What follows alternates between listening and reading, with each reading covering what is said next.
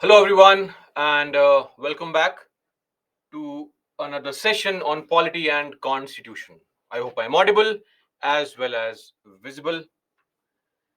Thank you, everyone, and wish you the same. There's a teacher amongst everyone, teachers to our younger siblings, teachers to our juniors, etc. So it's a day that we all should celebrate together. Great, great, great.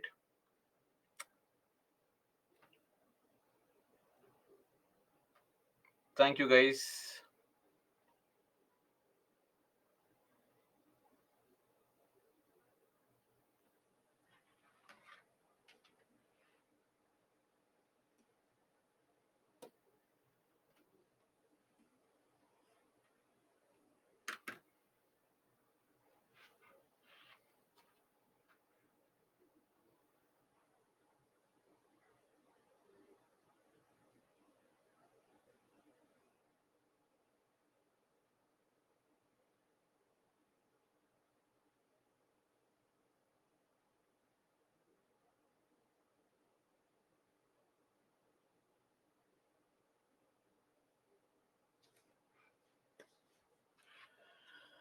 Okay, so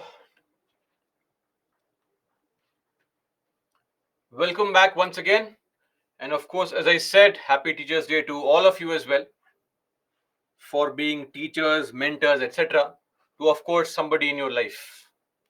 And thank you from everyone.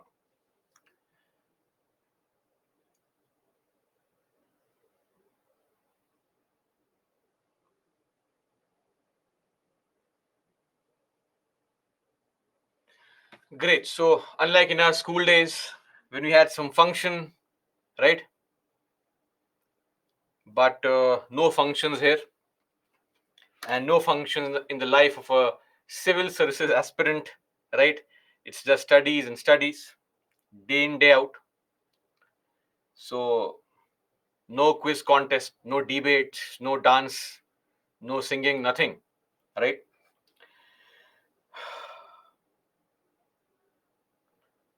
But of course, we are here for a bigger cause, right? The cause that is not just to clear the examination for our own benefit, but to also ensure that our country rises to greater heights that it deserves. Looking at the situation around us, it is very important for you to enter the services and make things right, right? And it's extremely important. So,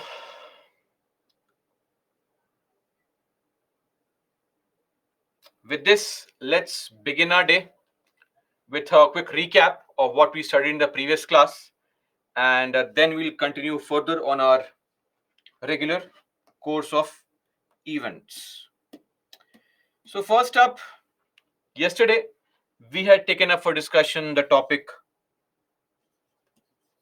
Parliament, a relatively lengthy chapter. So, of course, we will be discussing this only today, and the session tomorrow will be devoted to the chapter Parliament only. Now, yesterday we saw about the conditions, etc., with respect to tenure, what is the oath, salary, allowances, all such things as far as our MPs are concerned. And then some time was devoted into the presiding officers. Who are these people? What is their role? How are they elected? How are they removed? All such things we covered in yesterday's class, right? And today we will take up for discussion the topic types of majorities in the legislature, and then we'll move on to understanding about types of bills, ordinary bills, money bills, constitutional amendment bills, how to pass those bills, etc. And if time permits, we'll also devote some time into parliamentary proceedings like question hour, zero hour, and these things. Okay, so let's begin our discussion with the pretty standard procedure now. We now know the first few minutes will be devoted into understanding or solving some questions. Okay, so first few minutes into solving some questions. Let's begin. I hope you're all ready. 45 seconds time, and we have the questions in front of us. Please mark your answer.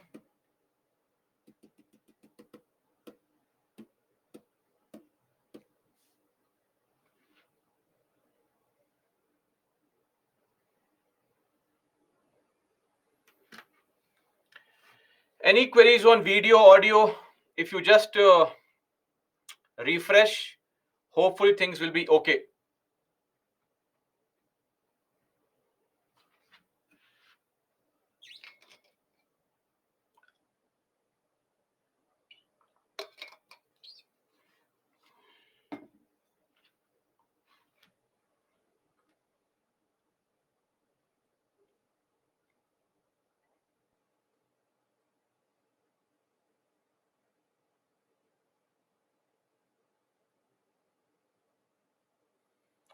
A lot of you mark two statements as correct. So the two statements, I would love to know which two statements are correct, because more students believe that two statements were correct. Please tell me which two statements are correct. At least 1/10 members are required to give a notice. I mean, we have not seen this anywhere. 1/10 members required to give notice. Nothing is mentioned like this. Even a single person can initiate a proposal to remove the speaker. Wrong. No grounds are mentioned in the constitution for the removal. This is correct actually. Right? That in the constitution, what is the ground, reason to remove the speaker, that's not mentioned. Okay. And the voting for removal requires an effective majority in the Lok Sabha. Absolutely correct. And simple majority. No, this is not required for the speaker. Right? Speakers are removed only in the Lok Sabha. Why do we have this procedure for vice president, that the voting is effective majority in Rajya Sabha and then in the Lok Sabha simple majority? Is because VP is not just the chairperson of the Rajya Sabha, he or she is also the vice president of India, and that is why removal in both the houses. But for the speaker, he or she has no role to play in the running of the Rajya Sabha. So there is no such requirement like this. So 3 is also wrong. Two statements are wrong. How many are correct? Only one is correct. Clear? Everyone? All okay? Great. Let's move on.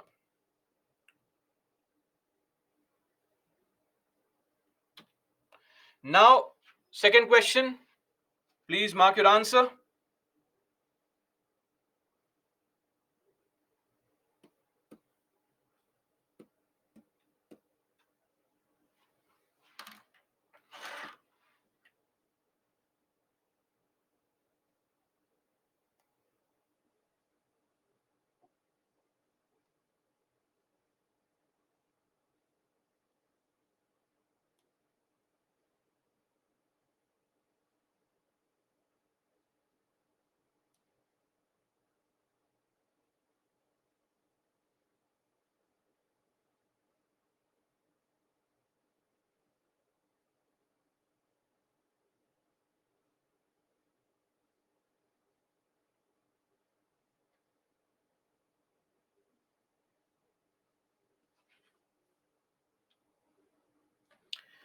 Okay, a lot of you got this correct. Great. On the dissolution of the Lok Sabha, although the speaker ceases to be a member of the House, he or she does not vacate his or her office. Absolutely correct.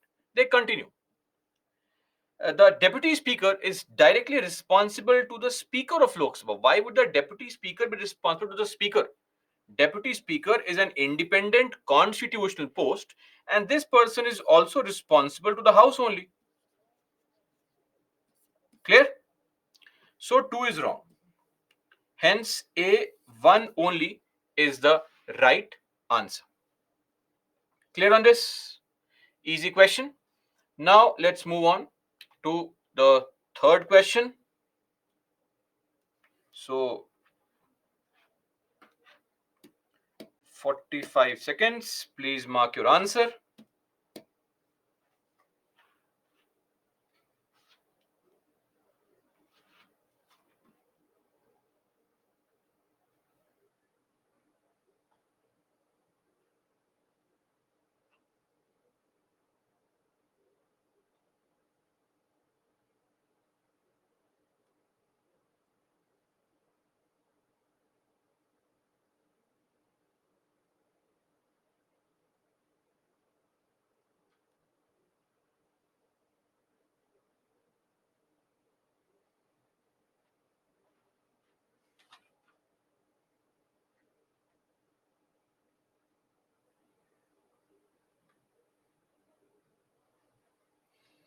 Great. How many of you did not read the word incorrect yet again?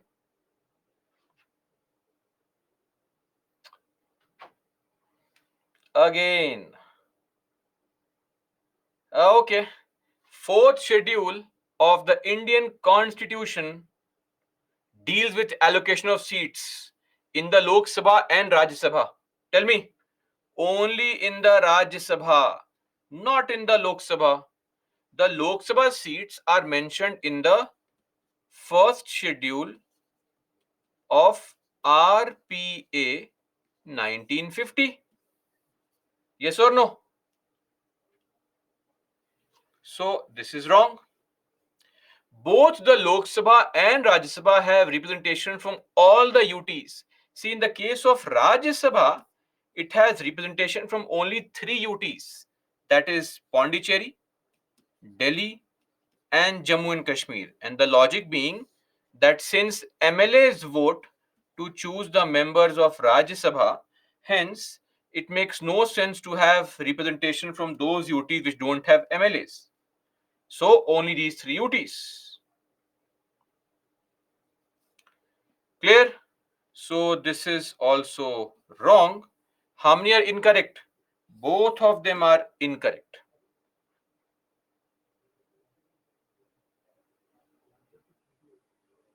Okay, moving on to the fourth question.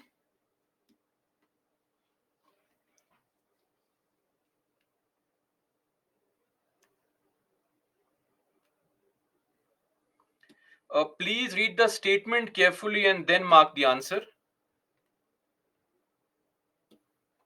Don't jump to mark the answer.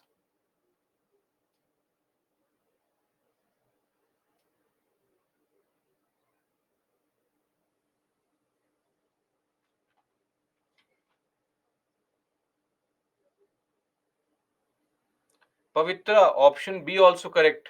Why Pavitra? Why this statement? Please explain.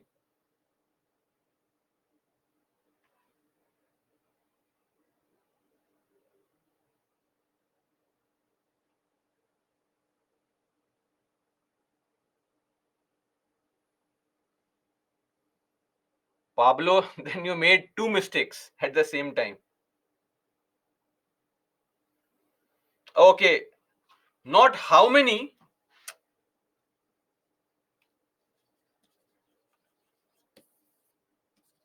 One. But which statement is correct? So, of course, the third one is correct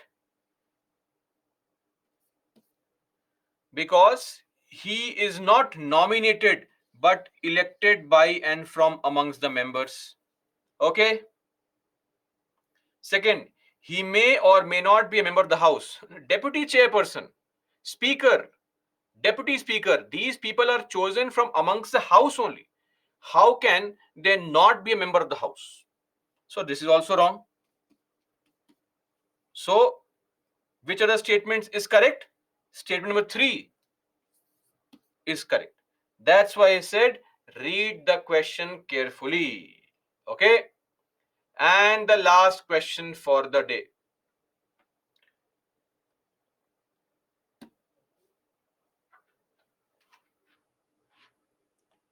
Please mark your answer.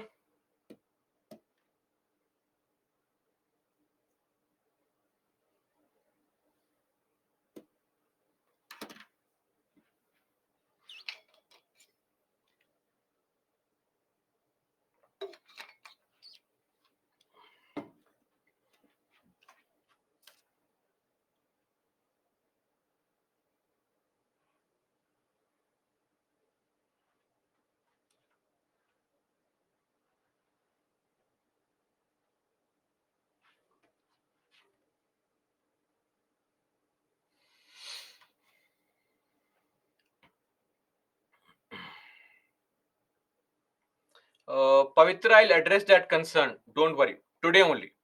I'll address it.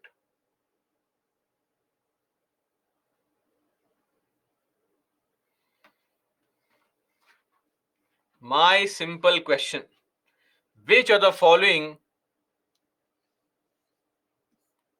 are, tell me how many of you still did not see this?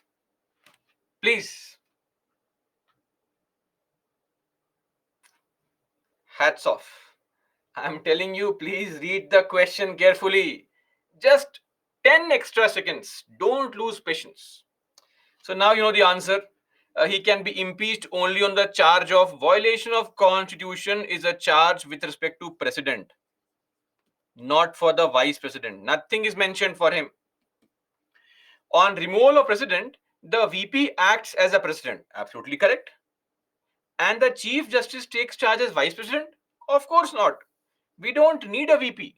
I mean, the VP's role is what? As a chairperson of the Rajya Sabha. And if the VP is not there, we already have a deputy chairperson in the Rajya Sabha. Okay? So 2 is also wrong. Incorrect? Both are incorrect. Okay? So, yes. Second statement is also incorrect, Tara. Haji Tara, what is your doubt? Tell me. I hope no issues or concerns. It's all explained properly, right? Explain the first point. Pavitra, it is a fact. What to explain here? VPs are not removed on this ground. It is only on the ground of, it is only the president who is removed on this ground. Simple.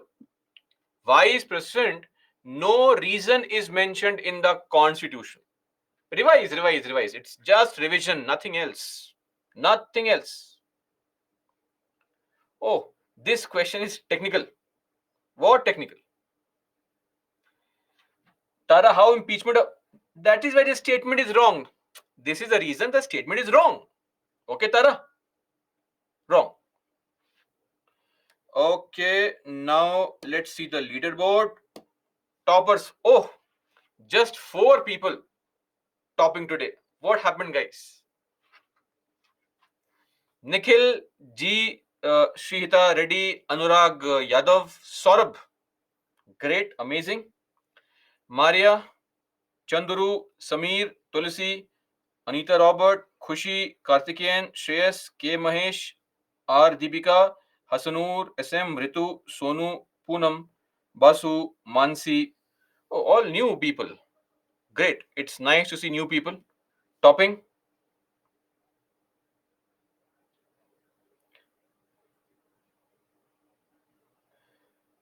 Shrikant, this does not come under me, and so I may not be of help here. We'll have to mail to the relevant people there only. Anamika, mail to relevant people only.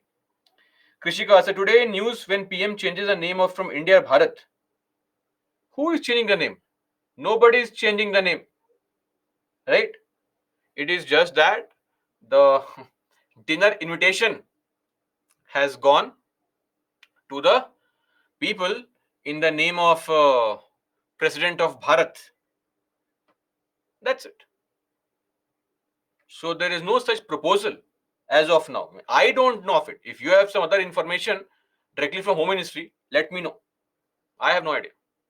It is just that this small modification has been made in the normal ceremonial practice, right? Suddenly, if you go and start calling your father Pitaji, it's that kind of thing. When the things happen, we'll have to modify Article 1 to remove the word India from there. Okay? Yes, madam. Constitutional amendment bill can be brought. Okay, now Kumkum Schedule 1, please refer to your notes on Lok Sabha. Schedule 1 of RP 1950.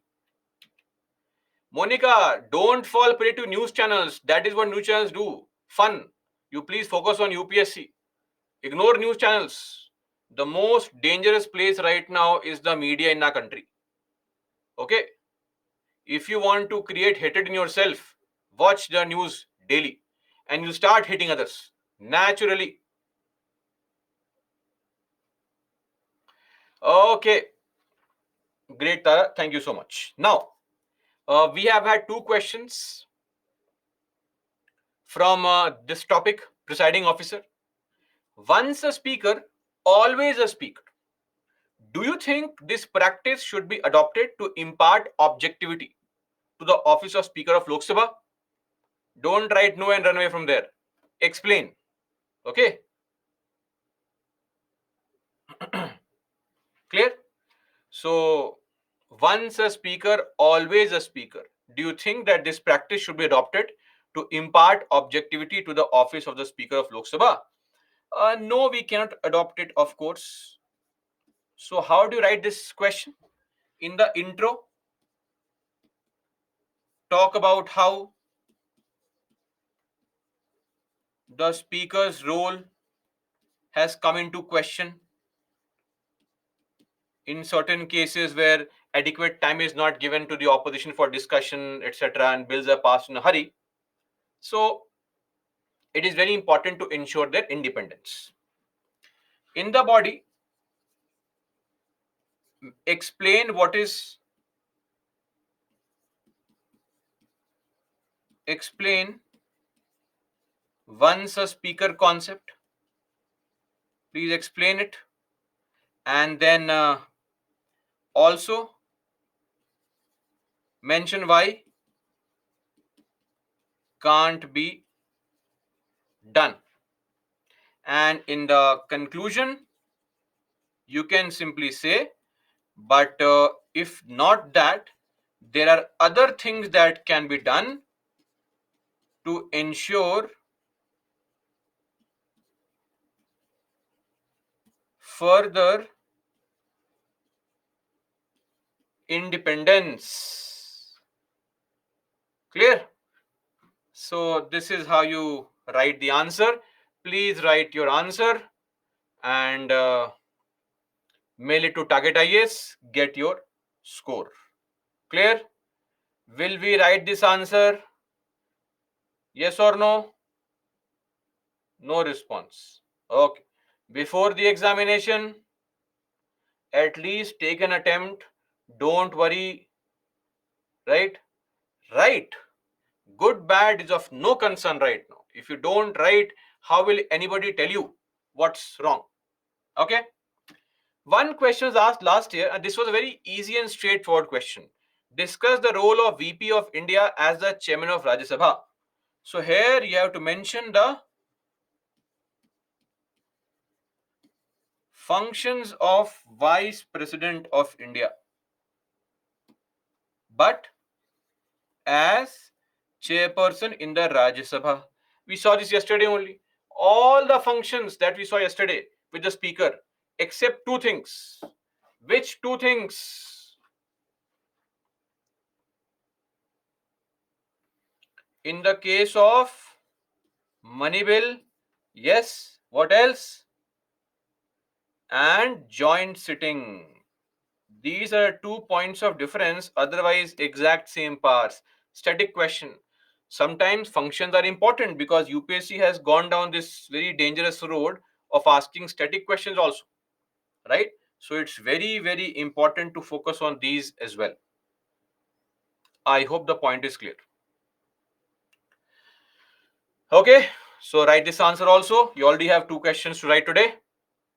Now, yesterday, a lot of you, or some of you, had this issue when I said that please read political theory, that it has 8 chapters, 10 chapters. So I took the effort today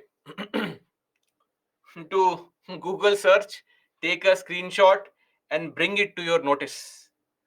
So please write this in your Google search. Click on this political theory link. Okay, this can be done. And then this is a page. Now, if you download the complete book, you'll only get 8 uh, chapters. But if you use open link here, you'll get the ninth and 10th chapter also. So basically, in the revision of the book, they have reduced the content due to the COVID and all. They reduced the content, so they removed 2 chapters only. But those two are actually there online. If you had only taken the effort to click here and verify, things would have been different. But anyway, I hope now the query is resolved for everybody. I hope now if I say 10 chapters, I won't get this concern that no, sir, only 8 chapters. Pavitra, even now, download from here if the book is not giving you 10 chapters, 2 more chapters from here. That can be done, right? Okay. I'll be very, very pleased to see this. Never ever as a doubt. Should we read from QR? You download this and read it, yeah. Chalo, come on. Let's uh, move on. Poonam, plural voting. Basically, Poonam, for example, a very simple thing would be in the case of president only. What we do is we cast multiple votes, not just one. Preferences. That's also a very good example of the concept you are asking, right? So this is also an example. That is why we say that in case we are using this concept, you have to be very, very clear in the case of president that it is a single transferable vote, right? So other people are not getting any benefit, only the highest person gets the benefit. If it is the case that other people also get the benefit of vote transfer, then the case. Okay. Anubhav, my Google showing me only 8. My Google, Arey sir, it's not your or my Google, sir. What is this here? Anyway, great, great. It's always nice to come in the class and interact with and see some of these queries. It's amazing. Bhuvnesh, I think it's in chapter 52, if I'm not wrong. Of see the PPT, it's mentioned there. Which chapter to study from Lakshmikant. Okay, guys, let's now move on and start discussing the topics at hand. Yes, Mayank Vadwani, 4, 5, it's not 4 times revision, as many times as you can.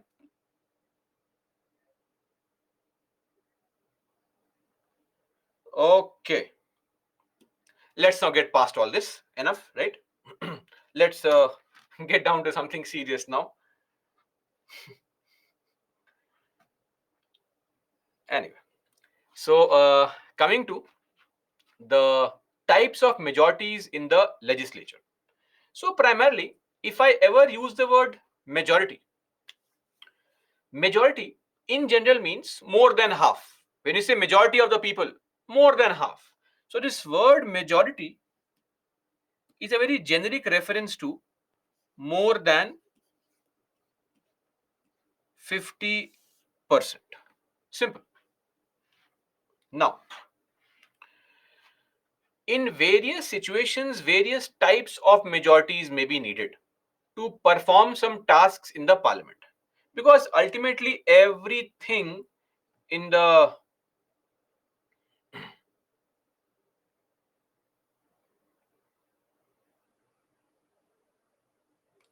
everything in the country is being done through voting, right? And every decision is through voting. It is just that for what kind of decision or for what kind of activity, what kind of voting is required is the only point of difference. So, because of that, we have 3 types of majorities called absolute, effective, and simple. Let's see one by one what are these majorities.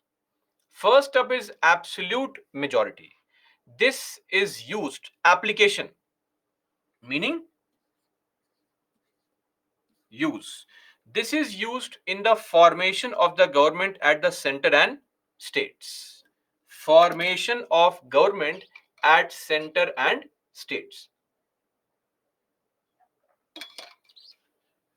Meaning, after election, if any party wants to form the government, they will have to get this kind of majority. Meaning, these many people should be in favor of them in the house. Now, absolute majority means more than 50% of the total strength, meaning total membership of the house. More than 50% of total membership, TM.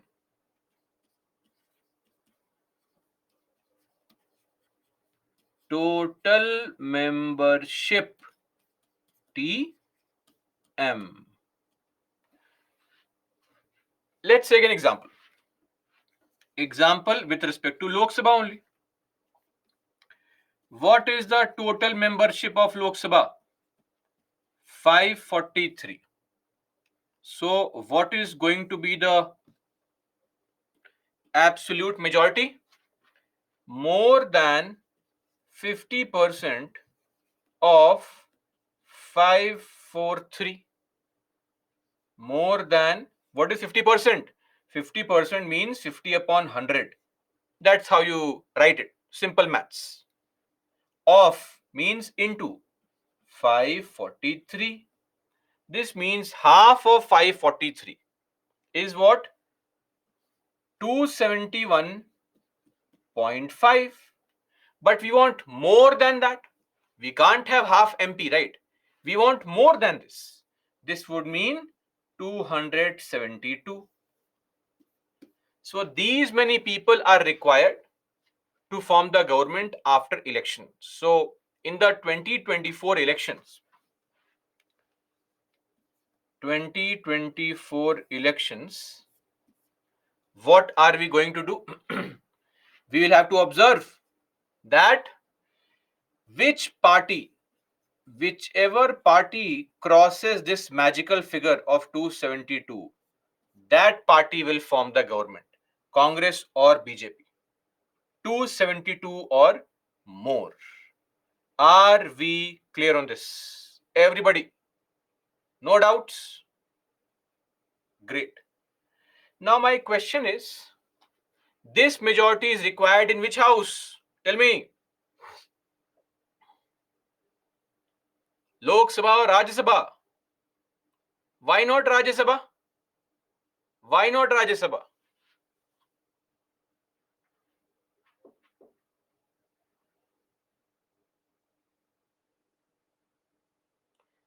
Which article is that?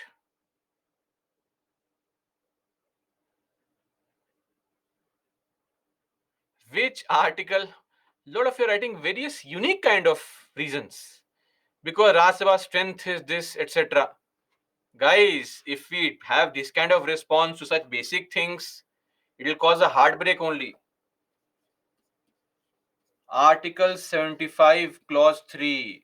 The Council of Ministers are collectively responsible to the House of People. I mentioned there that this is the reason why the government is formed in Lok Sabha only, not in the Rajya Sabha. Don't give lame reasons. It feels very bad to read such reasons. Strength is there, etc.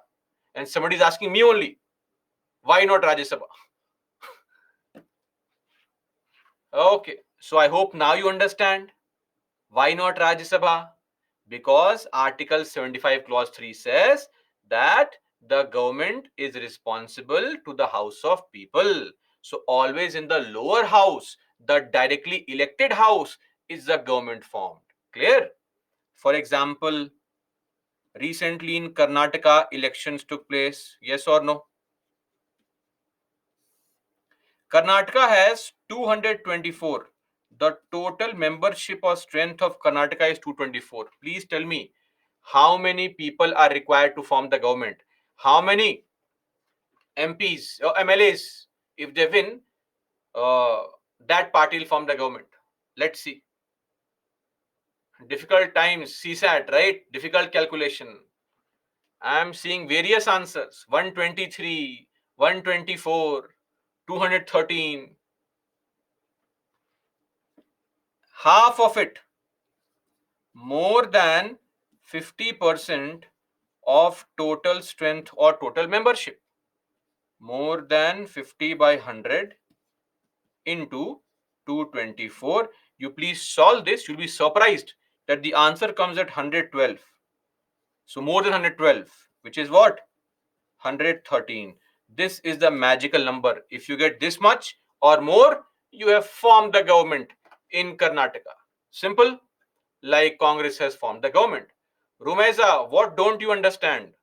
This calculation, not important. This statement, then how do I explain further? Okay.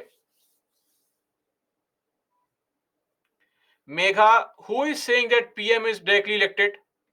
Who made this statement? Roshan 113, how? More than 112 would be 113 only. Oh, my mistake. I ventured into CSAT, dangerous zone, right? Okay. This calculation, don't calculate. Don't ignore all this nonsense. This is for your CSAT faculty. Let him suffer. Why should I suffer? You just mug up this information only. That is important. More than 50% people required to form the government. That's it. This is polity. All this is just for fun. I thought let's make it more interactive. My bad. Completely. Ignore this. What is important? Two things. Number one, absolute majority is what? More than 50% of the people total membership in the house. And why only in lower house? Because of Article 75 clause 3. Simple. Let's move on now to something you have already seen. But I'm not really sure anymore whether there is something you have seen or not. Effective majority. Do you by any chance remember this? Somehow, maybe, some of you, right? That long time ago, we saw this. Let's take the example of Rajya Sabha. The total membership of Rajya Sabha is 245.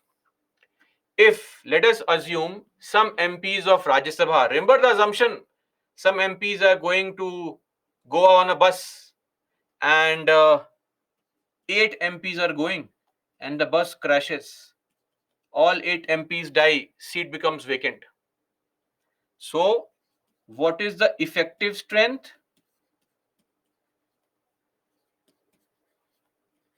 Effective strength is total membership or total strength minus vacancy. So, in this example, you can calculate this as 245 minus 8, which is equal to 237. So, what is effective majority?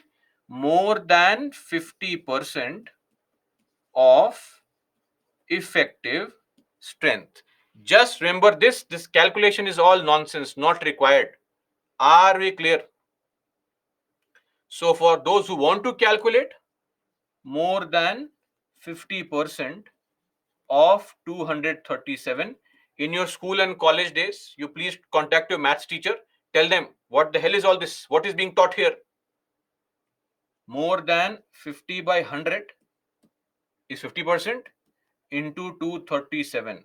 What is half of 237? 118.5. More than that means what?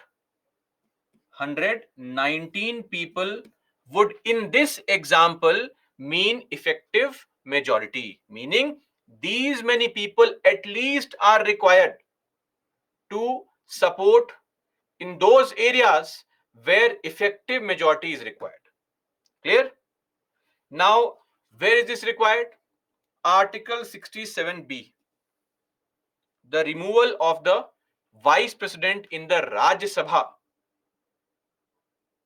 Okay, this is where it is required. Now, apart from this, the presiding officer of the Lok Sabha, the states across the country, the deputy presiding officer in the Lok Sabha, the deputy presiding officer in the Rajya Sabha, every presiding officer and deputy presiding officer in their respective houses, they are removed by this majority only. Clear? These are the two applications of effective majority. Now, in the constitution, they don't use the word effective majority. What they do is they use a phrase called all the then members. This is what is a reference to effective majority. Are we clear on this? All the then members. So this excludes vacancies. Clear? The difference between absolute and effective is that absolute includes vacancy, effective excludes vacancy. Simple. For example, this is nothing but a screenshot of the constitution only. This is Article 67B. A vice president, please observe, may be removed from his office by a resolution, a proposal of the Council of States. What is Council of States? Innocent aspirants, please tell me. Passed by a majority of all the then members. Can you see this? Majority of all the then members. So this phrase that you see here, all the then members, this is the reference to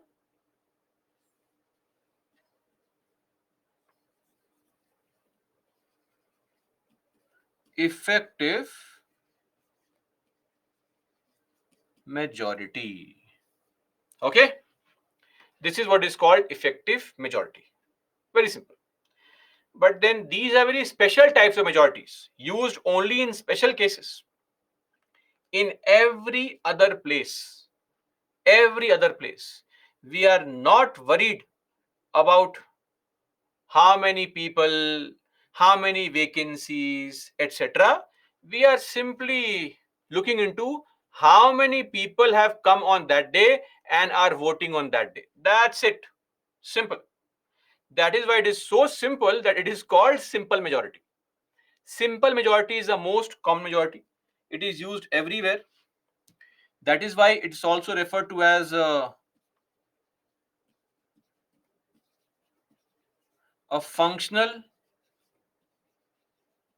or a working majority, because this is what is used in every case where these kind of majorities, the earlier ones, are not used, most commonly used. And what's the logic here? How many people have come here today? 200. Okay, if more than half of you say yes, task is done. How many have come today? 98. If more than half say yes, bill is passed. Right? How many people have come today? 44. Now what do you do? If in the Lok Sabha 44 MPs have come, then tell me how many people are required to support the bill?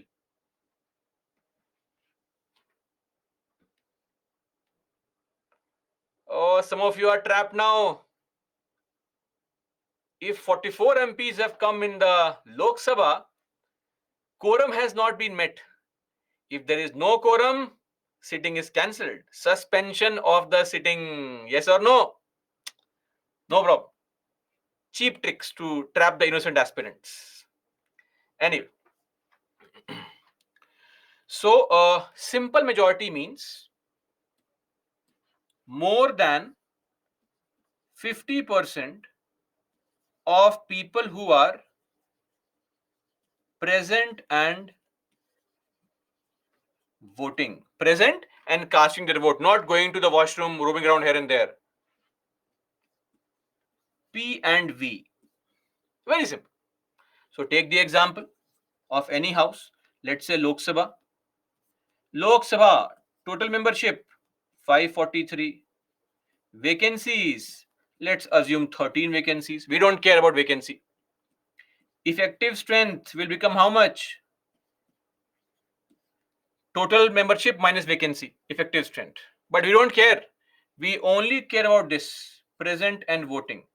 If 420 people are present on that day and voting, please tell me what is the number of people required to accept the proposal? More than 50% of 420. 50% means what? 50 upon 100. Of means into 420. Solve this. More than 210, which will be 211. So at least these many people are required to approve the task and the bill is passed. Simple. And that is why simple majority. We are not bothered about anything else. Are we clear on this? Simple majority.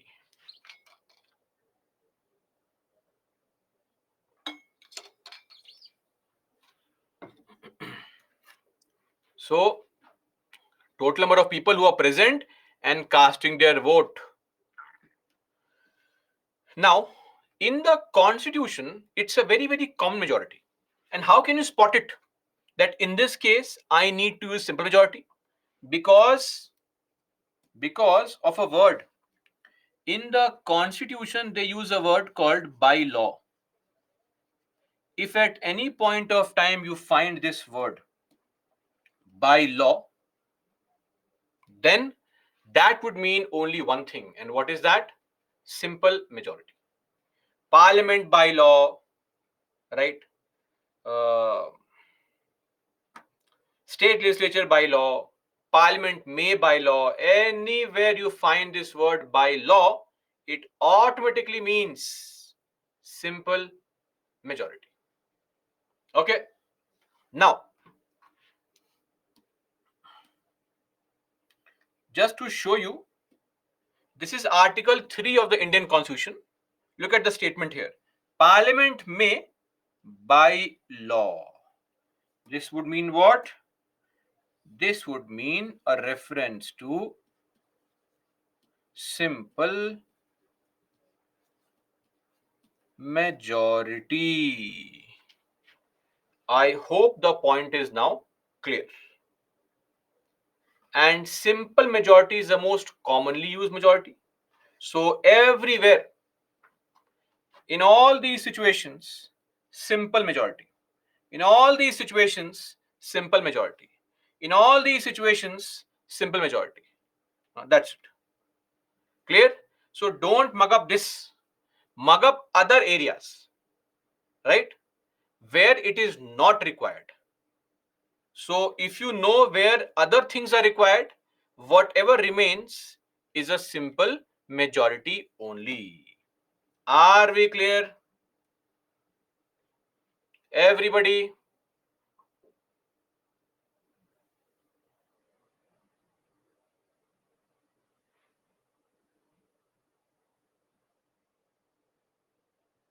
Okay, great. Minimum number of people required to for the house to function is 10% of the total strength of the house, Bhuvnesh.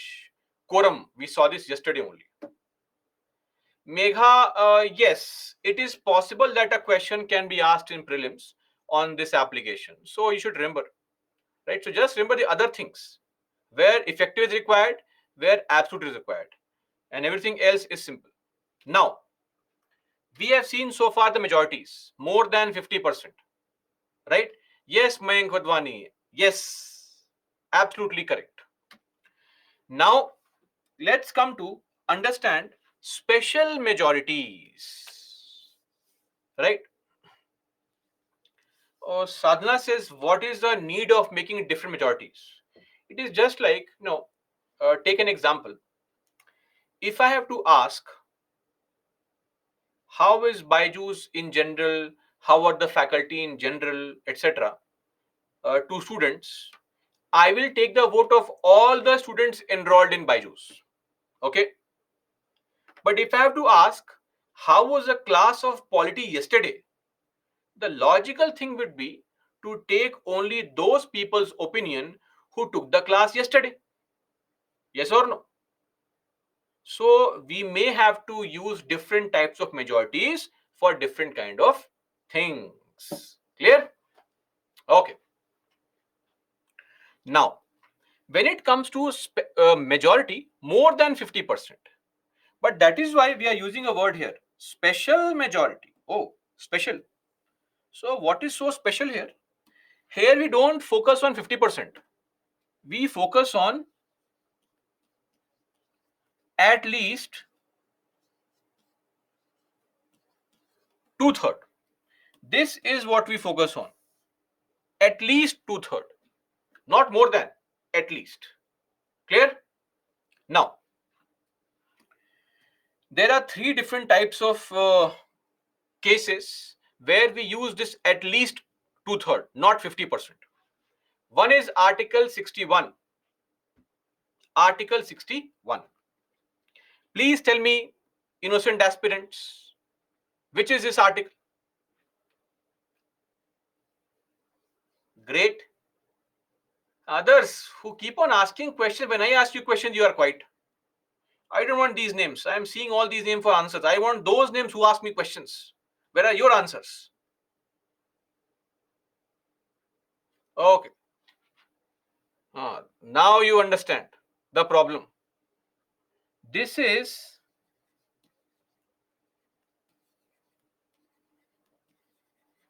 impeachment of the president. Do you have some faint recollection of this impeachment? We studied this point. And what was the majority? Two-third. Let's write completely before somebody flips off completely. At least two-third of what? Present and voting. Yes or no? Why silent?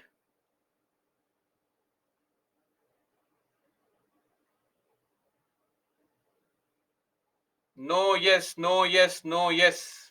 No. Two-third of total membership.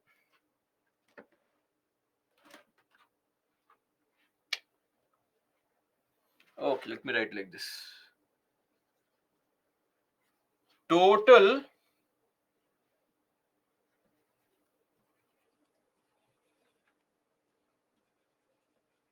membership. Okay? Revisions going on in full swing. I can sense that. At least two-third total membership or total strength of the House. This is what is required to impeach the president. Anyway, I think this is something we have already discussed. I won't waste a single moment discussing this. Now, what is important for us is to understand these two articles, 249 and 312. These are actually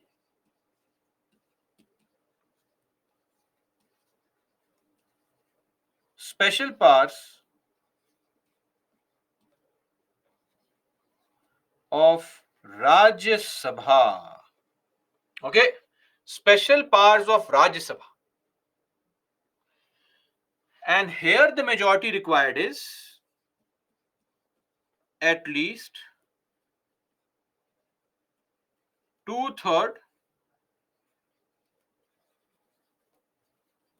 present and voting. P and V. Clear on this? Slight difference. So what is the special power of Rajya Sabha? Now let's look at it. Those two articles, what is the meaning and what is the provision under these two articles? I would request the enthusiastic aspirants here to please focus on what I'm explaining rather than asking a question between, because every doubt will be covered. Okay, but only if you can pay a bit of attention, right, and not type something, please. So, if at all it is necessary, expedient, necessary, or the other word is expedient. Necessary or expedient or urgent, whatever. in national interest. Now, there is no definition of what can be urgent in national interest that the Rajya Sabha can decide. Then, Rajya Sabha can authorize, meaning give permission, the parliament. So, parliament means including itself, Lok Sabha and Rajya Sabha. So, Rajya Sabha can authorize the parliament to do what? Number one, it can authorize the parliament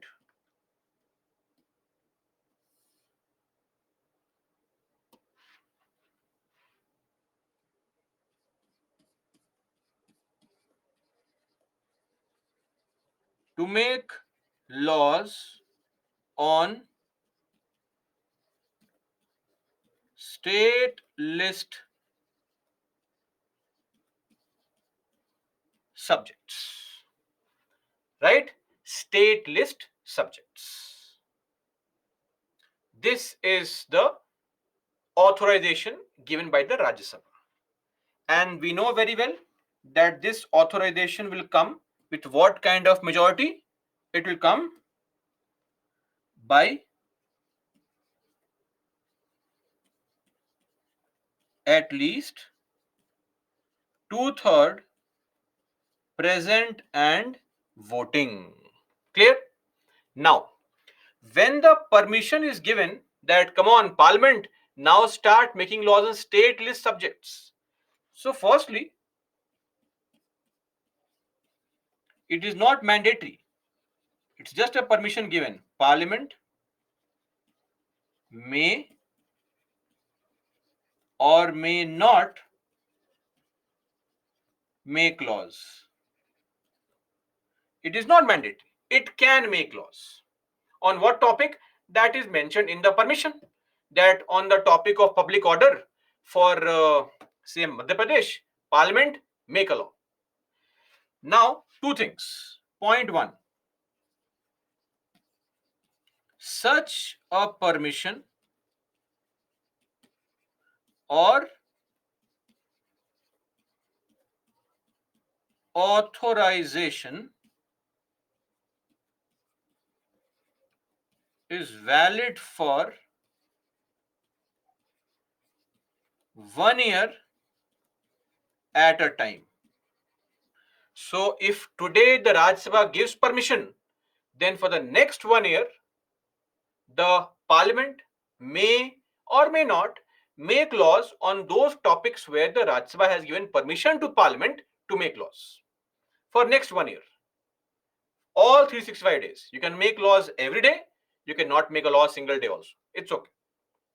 Now, can this permission be given again? Yes. This permission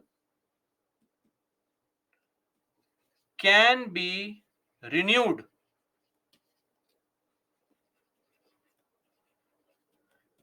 any number of times, just like your subscription, right? To Prime, to Netflix, to YouTube, etc., Hotstar, it can be renewed any number of times. Same thing. But the permission to use the application is for say 1 month or 1 year. After 1 year, again permission if you want to use it. Same thing here. 1 year permission to make laws. If you don't make laws, sorry, permission over, chance over. If you want to still make laws, Rajya Sabha has to again give permission. Can be renewed any number of times. The only condition is same majority is required.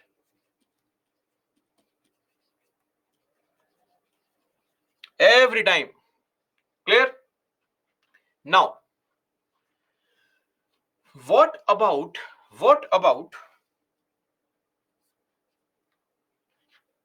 the laws made under this? What about them? So,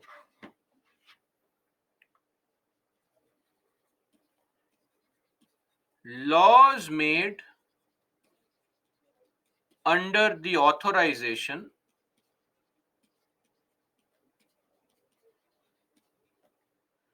are not valid forever. If let's say Parliament makes a law on some topic, take it for example, topic of police for Rajasthan, that law is not applicable forever. No, no, no. Laws made under the permission are valid for 6 months, or rather, let's write 6 more months.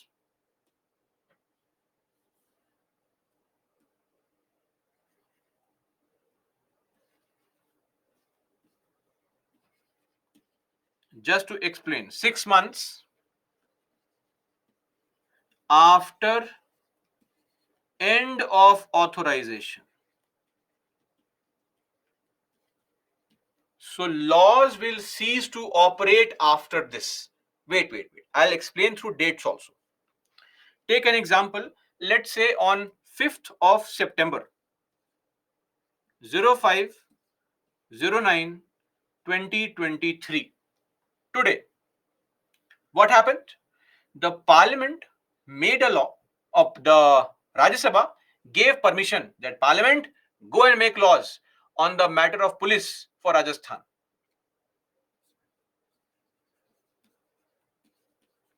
Authorization given. Now, this authorization is valid for how many years? 1 year at a time. So, on the 4th of September 2024, next year, authorization or permission ends. Clear? Now, let us assume that, say, the Parliament does make a law in the month of October, in the month of December, in the month of April, etc. They make laws.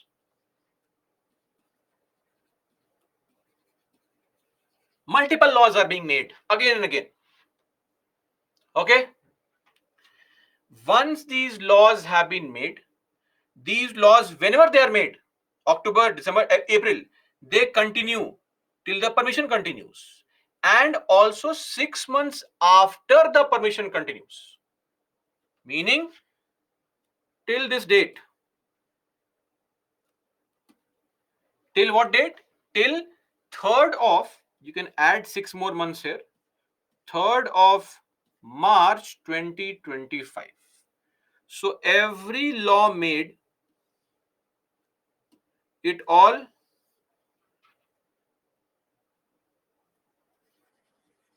ends. So on this date, all laws made cease to operate, meaning are over, done. Are we clear? When for the 1 year time permission is given, whatever laws you are making, Parliament on state list topic, those laws are not permanent. When the permission is over, 6 more months time is given. After the end of 6 months, all the laws you made, whether in October, April, December, we don't care. Every law you made because of this permission, all the laws are over. When? 6 months after this date, on this exact same date, all laws are over. Whether some law was made before, after, does not matter. Are we clear? And yes, when the Parliament is making a law, by law, simple majority. Permission, 2/3. I hope this point is clear. Clear? Everybody?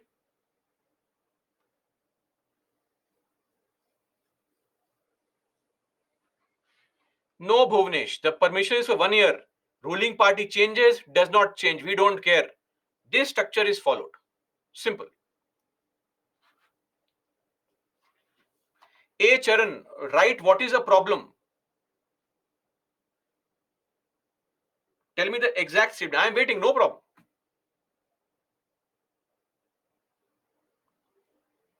Megha, if Parliament does not make a law, what happens? Nothing happens. Don't make a law.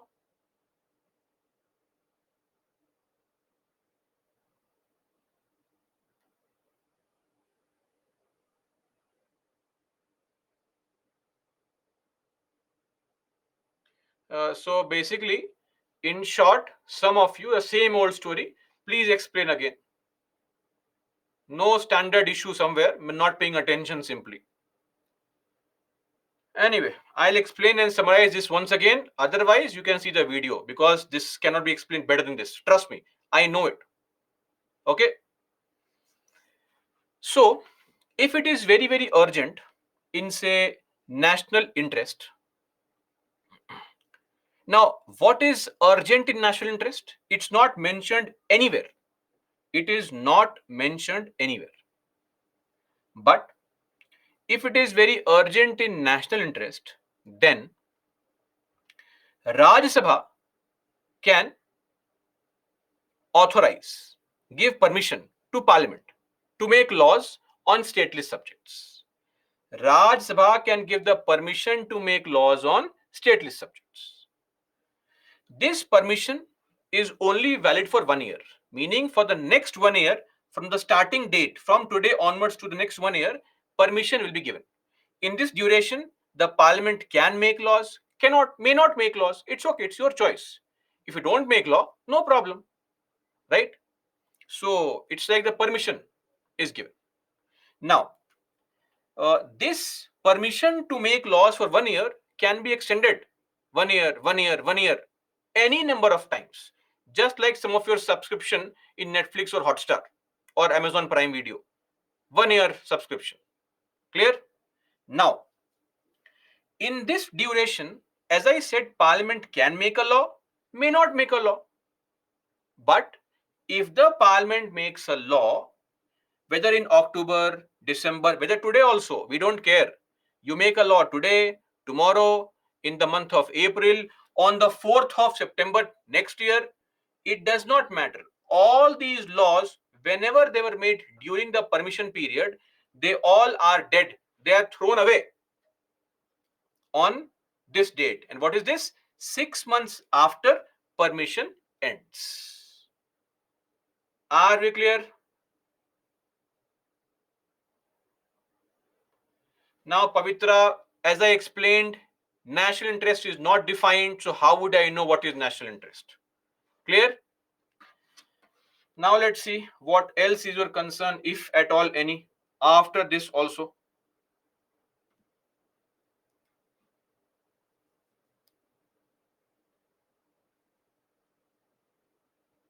No concern?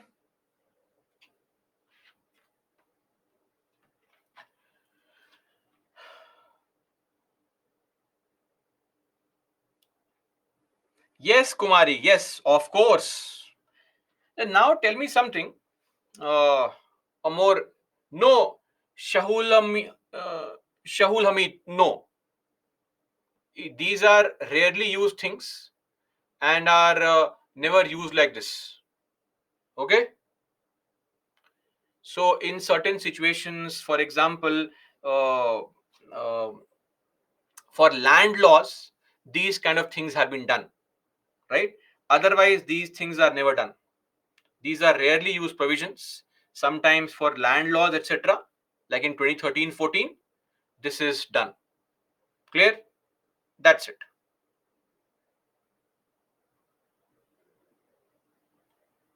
Yashiv, what did I erase 6 months tenure? What have I erased? Nonsense here. Never asking realistic questions, asking I don't know what kind of questions. I hope this point is done, right? And has been explained.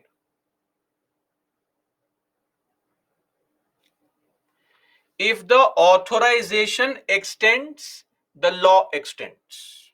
Clear? If the authorization does not extend, the law does not extend. Clear?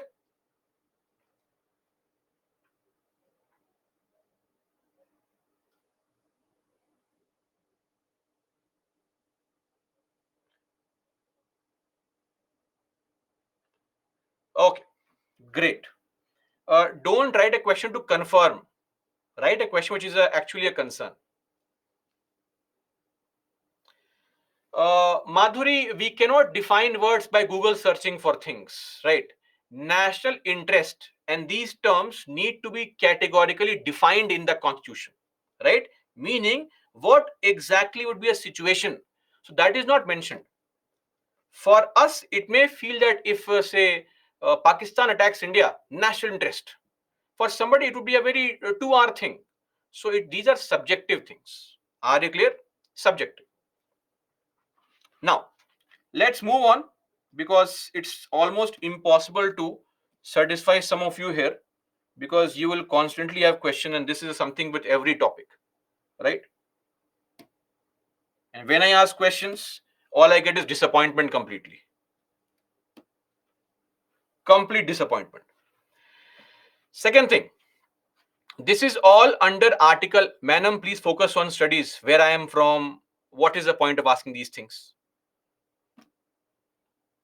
How are others tolerating all this? I'm very surprised to find this batch. Some of you, not all. Frankly, I am also surprised that a lot of good students are here in this batch. They also seem to be suffering only.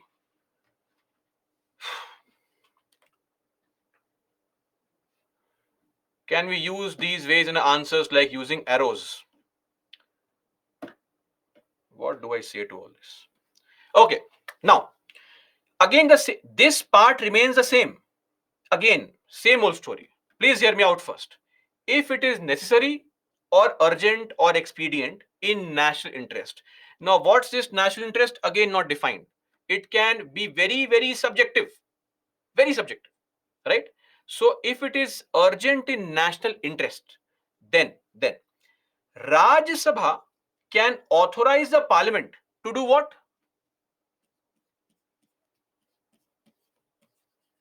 To create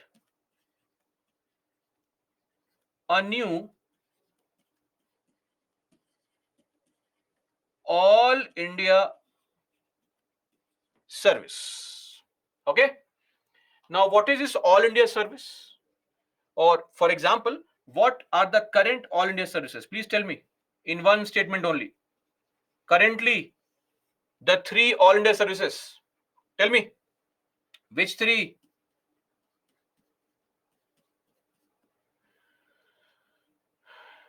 Indian Administrative Service, Indian Police Service, and Indian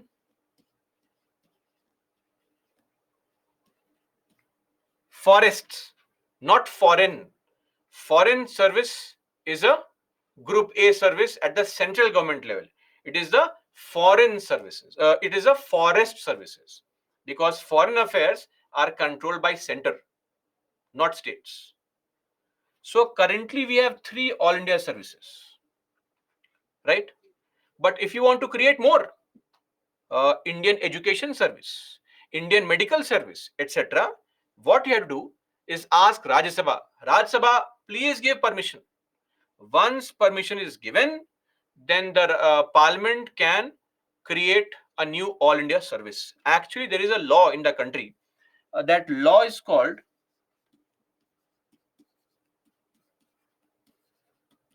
All India Services Act of 1951. Whenever you have to create any new all India service, like we did for Indian Forest Service in 1966, we have to modify this law only. Are you clear? We have to modify this law. So, to modify this law, the Rajya Sabha has to give the permission with what majority? Two-third majority. And then we'll bring a bill called All India Services Amendment Bill. And then we can create some new kind of service. Like we did this for Indian Forest Service. Like we have made a change in Article 312 for an All India Judicial Service. That's also there. We can do all this. So it is not that difficult. But the real question now, beyond all this, the real question is, why does or why are we giving this power to Rajya Sabha? Tell me, why to Rajya Sabha? Why not Lok Sabha?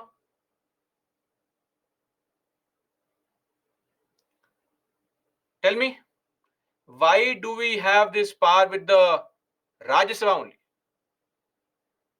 Okay, some of you are mentioning the correct answer. The correct answer is that since all these provisions impact the states also, what is Rajya Sabha? What's the purpose? Rajya Sabha is the representation of states in the parliament. Rajya Sabha protects the federal culture in the country. Rajya Sabha is the protection of interest of states at the central level. That is why if Rajya Sabha says okay, then okay.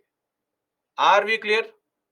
So this is why we have this power given to the Rajya Sabha. Revise this, especially this, all these provisions. There can be a prelim based question only from this. Nothing beyond this can ever be asked because there is nothing beyond this. That's all you have. Clear? So the example is this only here. Indian Forest Service was created in 1966. Okay, so 1966. Originally, we only had two, ICS and IP, meaning IAS, Indian Civil Service, that is IAS now, and IP, Indian Police, meaning now Indian Police Service. Now we have three All India services. Okay, that's it. Coming back again here. So we are done with this and we are done with this also. Now comes a very critical question.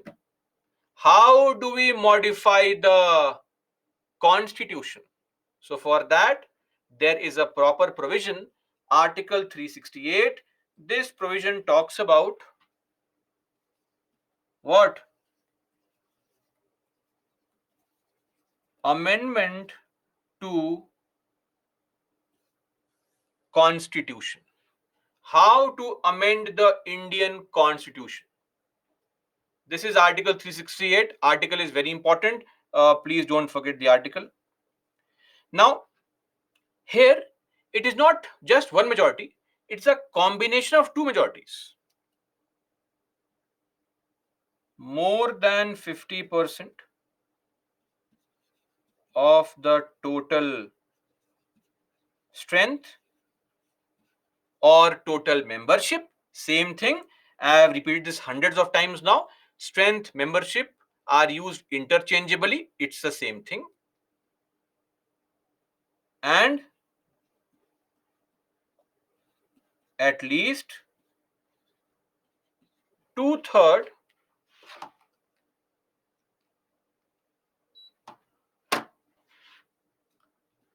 present and voting. Clear? So it's a combination.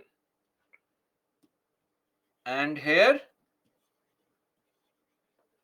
whichever is more, whichever is higher.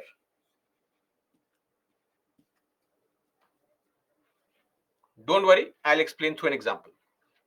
So now let's move on to understand amendment to the Indian Constitution, Article 368. And what is this? This is the process. Very simple, very easy to understand. What is that? The majority of 2/3 members, you just can see here, 2/3 members present and voting, and more than 50% of the total strength of the house. Combination. And the point is,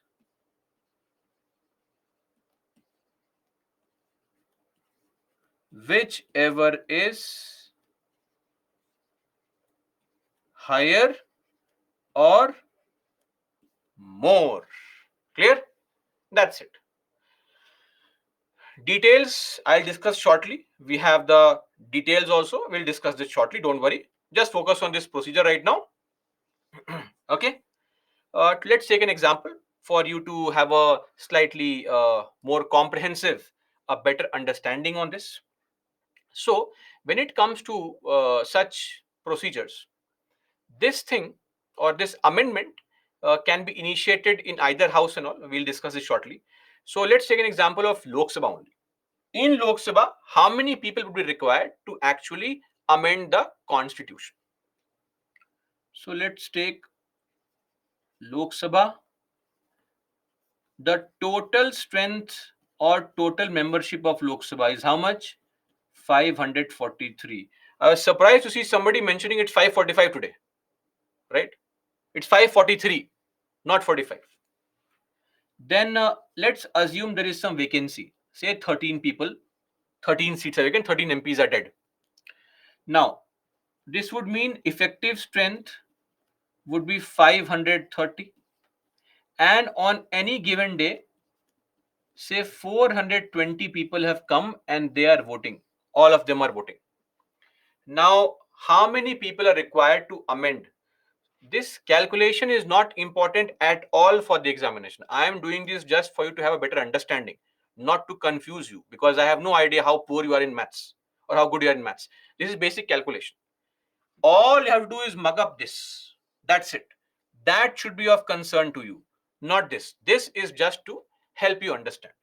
Don't write the answer. You've all mentioned wrong answer. So far, 4 people, all wrong answers. Hear me out. Fifth, wrong answer. Hear me out now. Sixth, wrong answer. Not a single right answer. Okay. Now, let's look at this. Let's look at this. Two things are required. More than 50% total membership and 2 by 3 PNV. Let's calculate. More than 50 by 100 into TM 543. Actually, if you observe, this number is fixed because total membership is fixed. Yes or no? Total membership is actually fixed. Now, this we had calculated earlier also. This comes to 272. You can calculate it. You'll find out 272. Let's use this now. 2 by 3 into PNV. What is PNV? 420. 420. 3. Now, this would be some calculation. 314 times is 42 into 2, 280. Now, please tell me, what should be the number required? How many people should say yes? And then only a change can be made? Please tell me. Whichever is higher, absolutely correct. Whichever is higher. Here, what is higher? Here, 280 is higher. So, these many people are required in this case. And we can say task is done. Are we clear, everybody?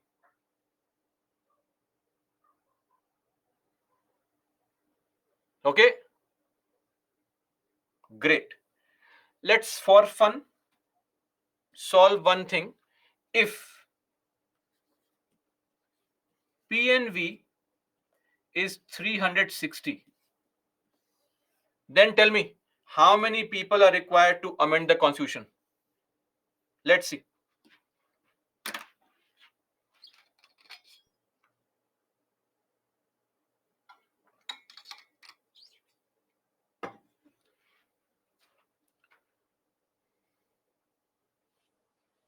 Lot of you are writing the wrong answer.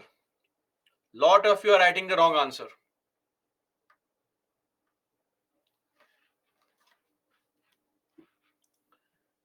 This is same, yes or no?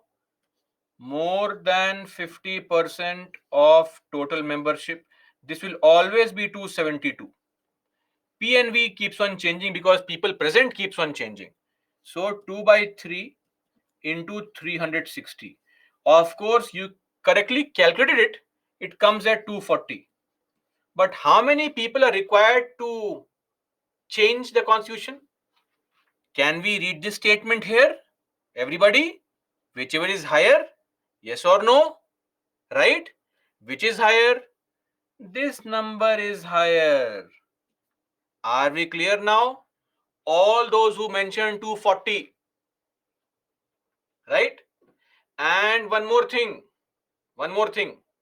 Some of our enthusiastic people will say, sir, and is mentioned. Boolean algebra. Constitutional makers did not have this concept of Boolean algebra. That is why, if you add these two majorities, imagine this situation, how will you ever get the majority? It is not possible, right? So please don't add it. Okay? Let the Boolean algebra be outside the polity class. This means whichever is higher only. Okay? Are we clear? All of us? No problem. Just solve one more. If P and V is 510, 510 people have come on that day. Then how many people are required? Let's see.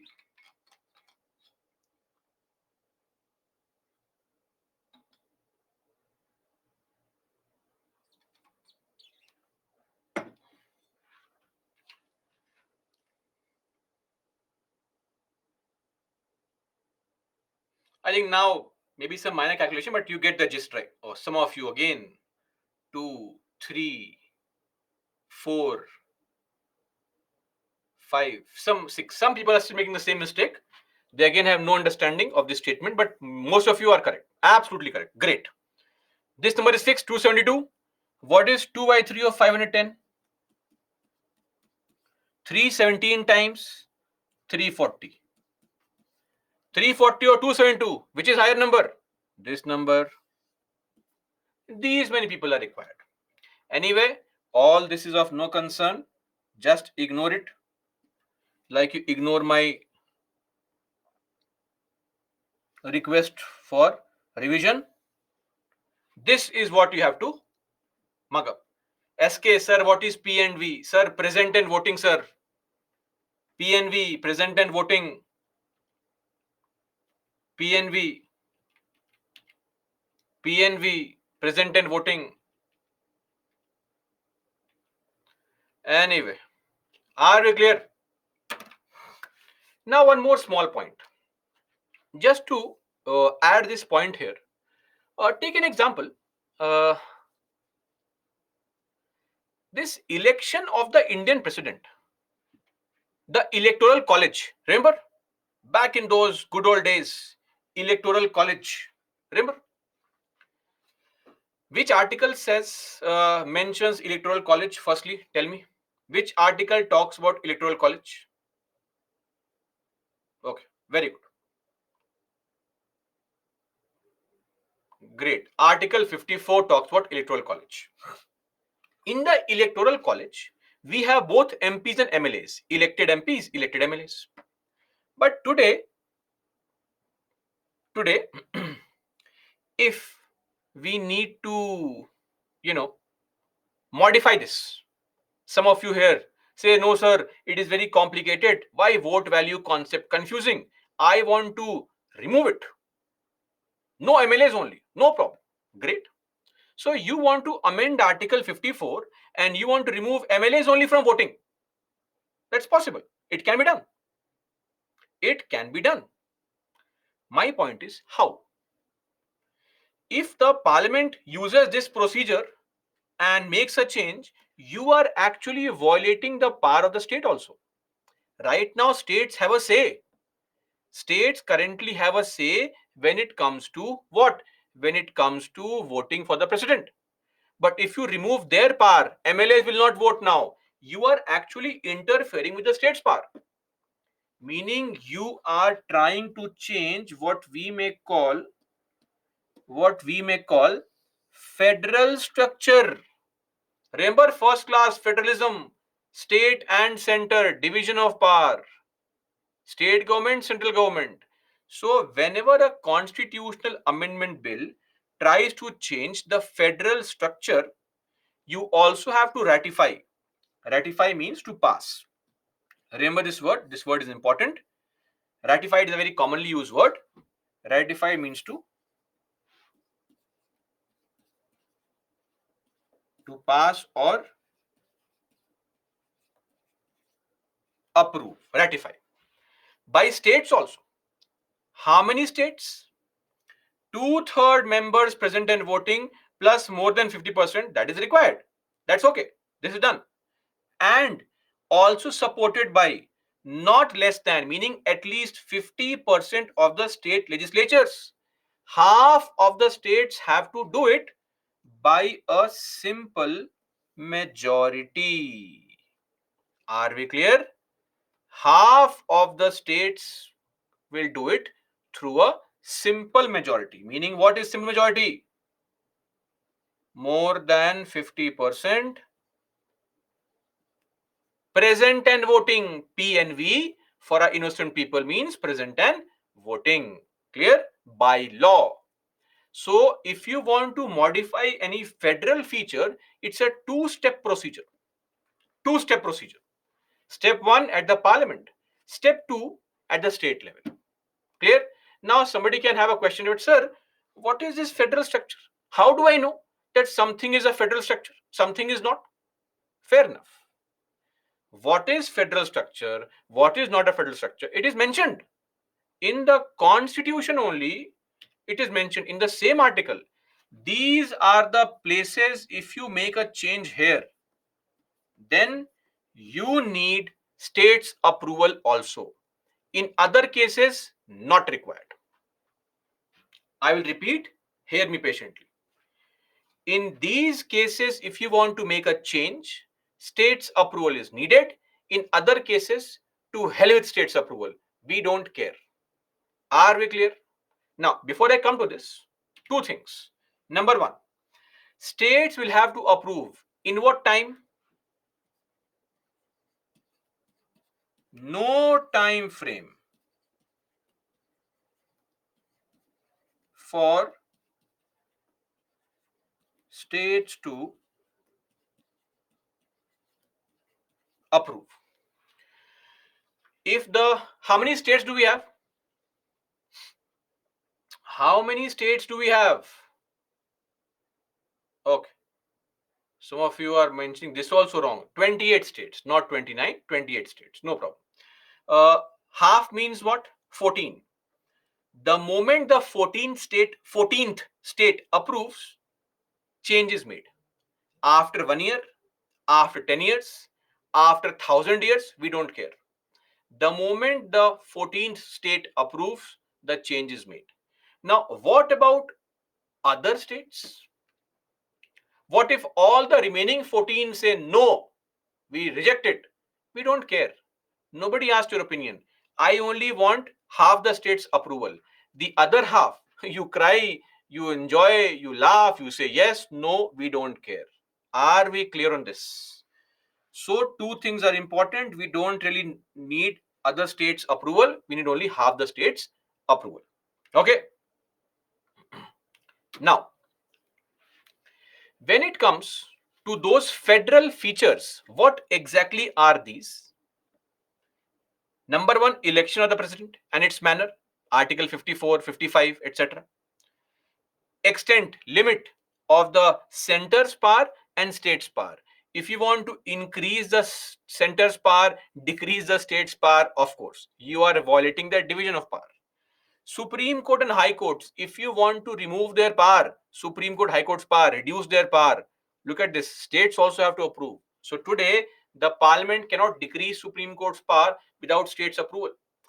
I'll give a simple example. Sometimes, parliament gives a, uh, makes a law and says, this is beyond judicial review. Courts can't review it. Courts cancel it, saying, when you have made the statement, you are trying to reduce our power. Did you get the amendment approved by the states? No, cancelled. They do all this. So if you want to reduce Supreme Court's power, reduce High Court's power, clear? Then distribution of the legislative law-making power between union and the states. This also requires amendment with the state's approval. Any of the list in the 7th schedule. Now, some of you may say, it's an Article 249 is a very limited article.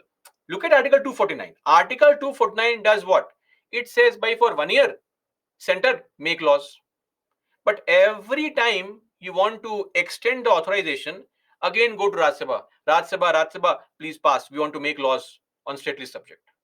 The best thing would be take a topic from state list and put it in the union list. Done. End of story only. Or take a topic from state list and put it under union list. Done. If you want to do this, any of the list in the 7th schedule, this is what is required. Clear? Then representation of states in the parliament. So whenever you are changing the number of MPs from any state in the parliament, right, that also needs what? State's approval. So tomorrow, I mean, not tomorrow, as in the coming times, when we will have to again change the 1971 census. Remember, 1971 census is being used to represent states in the Lok Sabha election, voting of the president, all these things. If you want to change that, you would need this procedure only. Half the states have to approve it. Clear? And lastly, if somebody says, no, sir, I find this method only wrong, this is too complicated, something simple, I want to change this, no problem. You join the government, tell the bosses that, sir, let's change it. But to change this also, the same procedure is required. Changing the procedure also requires this only. So you have to do at least this once. Are we clear? Please mug up this list. This list is important. Clear? A prelims based question can be asked at any point of time. Done? No doubts, no concerns, no issues. Should we move on now? Now, uh, some of you had some Kumkum explain fifth. This one. I mean, if there is a topic like we did in 1976, there were 5 topics from the state list which were taken to the concurrent list. If you want to modify, no, 7 schedule. Oh, somebody says 7 schedule. So in the very first class, we had studied this article 246, the 3 lists that we have.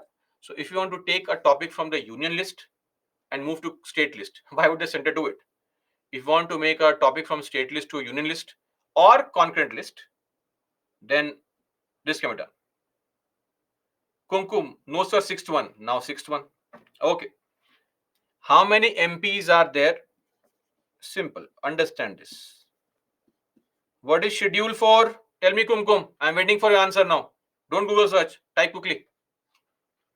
No, Namrata. Language is correct.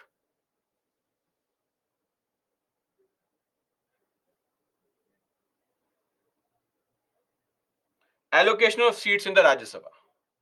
This means if I today want to increase number of MPs from Andhra Pradesh should become 40.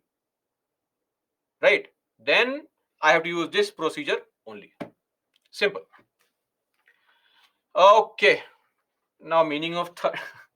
Bhuvnesh, meaning of third. Sir, third one I explained that only, sir. That if you want to ever reduce the power of Supreme Court or High Courts, then you have to use this procedure only. No, fourth and fifth are not the same. Legislative powers of states can be curtailed without modifying the lists. It's possible. Okay? So that is there. Borrowing power of states, etc., that can be curtailed without even modifying the 7th schedule.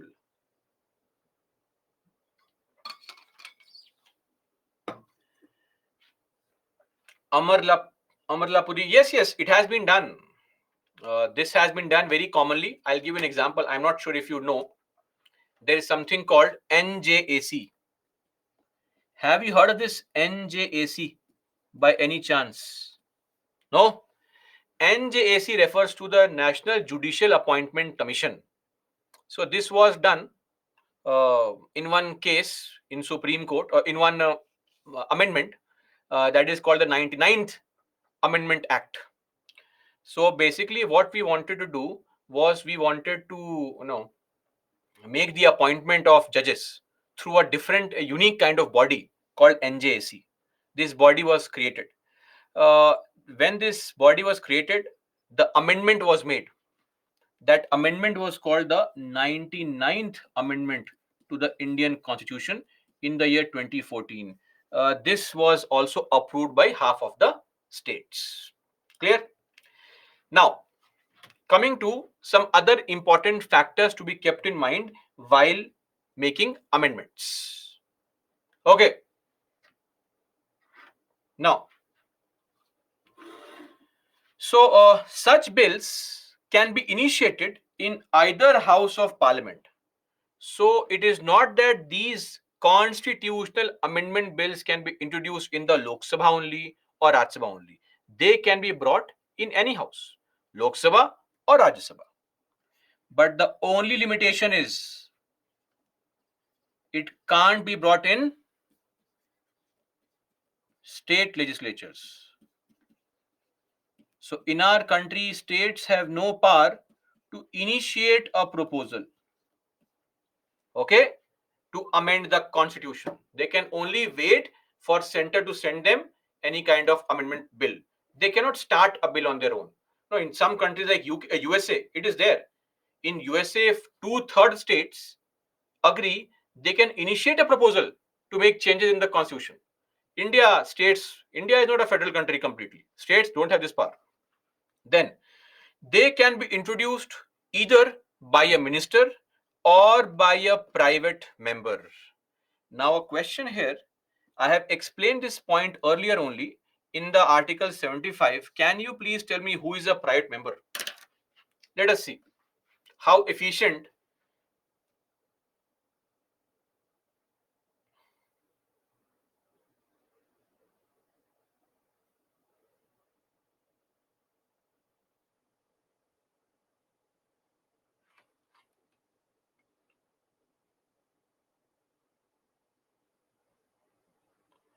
Okay, fair enough.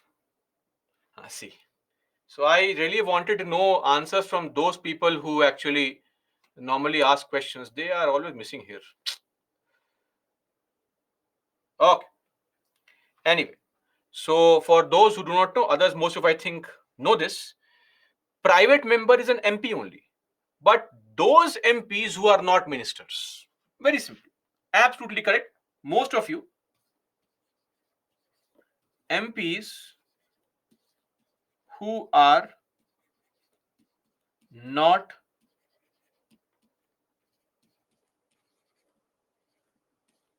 ministers. Clear?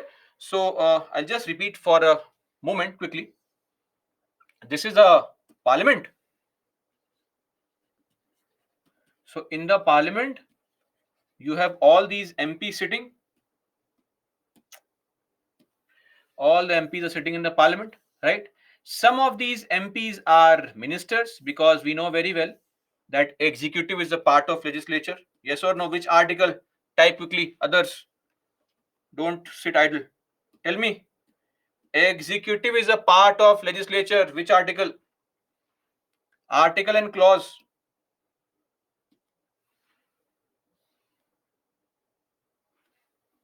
So these people are ministers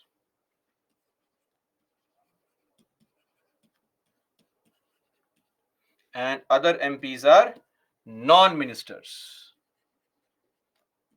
Non-minister. These people are called private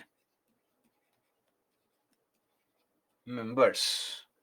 Article 75 clause 5, 164 clause 4. Absolutely correct.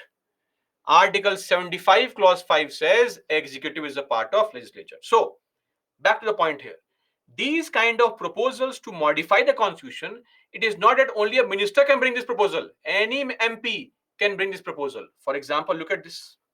This is a proposal, a bill to amend the constitution brought by some MP. He's from Congress. He's a private member. This person is not a minister. So these can be brought by anyone. Then each house must pass the bill separately. No concept of joint sitting. Clear? Also, we saw some examples that sometimes some bills require the previous or prior permission of the president. This kind of bill does not need the prior permission of the president also. No need. Like say money bill, Article 3, etc. These bills need the prior permission of the president. Clear? And lastly, tell me, when was this change made? We have already seen this under veto powers, that a constitutional amendment bill must be signed by the president. He has no veto power here. The president must give his assent to the bill. He can neither withhold nor return, nothing. Must give assent. Which amendment act? Absolutely correct. Great, amazing. That's why I say that there's clear distinction in this class. Very good, guys. This was done via 24th Amendment Act 1971. Refer to the veto power page. We have discussed this before. Revision. Clear? Now, just to explain this point here, may not be of concern, but just to explain. So, some of you have been asking or did ask me earlier that, sir, to remove the president, you are saying violation of constitution, but it is not defined also. What is meant by violation of constitution? How will he violate the constitution? So, think of it. The president gets a bill, which is a constitutional amendment bill. Now, let me clarify. This article says that the president should sign the bill. Sign, right? Sign. In how many days? All of you agreed that the president has to sign, but in how many days? That is not mentioned. Yes or no? Number of days within which the president must give assent. That is not mentioned. Yes, you are saying that you have to sign. I agree. But time is not mentioned. What if the president gets a constitutional amendment bill and keeps it pending, trying to use indirectly a pocket veto? That's a problem. So, after a certain point of time, if the MPs get a feeling that we have sent a bill, which is a constitutional amendment bill, and look at the president, he's not signing it. This may be considered to be an example of violation of the constitution. Are we clear on this? So this can be an example of how he or she may violate the Indian constitution. Clear? That's it. We are done with the amendment procedure. Before we take a break, let us solve some questions first. 1, 2, and 3 questions. And then we'll take a break. Starting with this question asked this year only, 2023.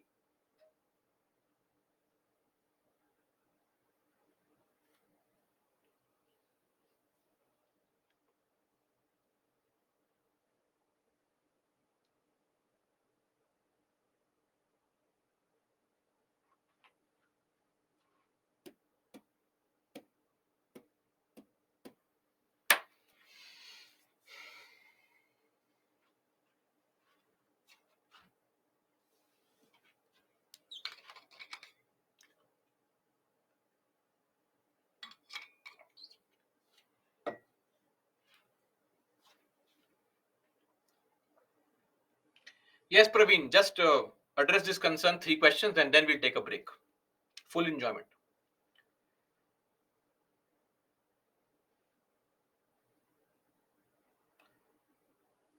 Pooja, not really. The articles I tell you to mug up the PPTs, forget everything, mug up the PPTs.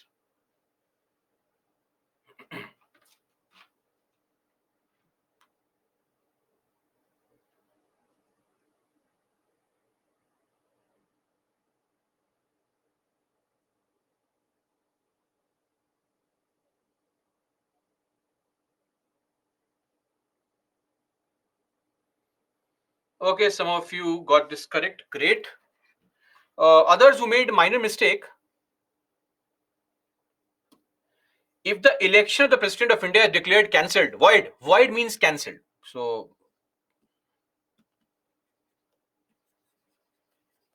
as I had explained earlier also, whatever bills he or she signs, those bills will not be cancelled. So, whatever acts or tasks he performs during that passage, that will remain, right?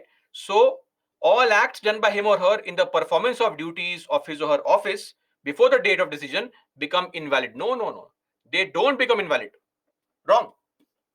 Election for the post of President of India can be postponed on the ground that some assemblies have been dissolved.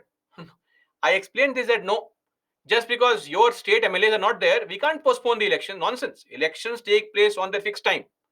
If your MLAs are not there, that's your personal problem. Some MPs have died, personal problem. We can't postpone the election. These two, refer to your slides on Article 71. You'll get the information there. And lastly, when a bill is presented to the President of India, The Constitution prescribes time limits. We fully agree. We fully agree that the Constitution makes it binding, but time limit is not prescribed. Different things. Wrong. All three are wrong. D. None. Clear? Solve one more question. This is slightly easy.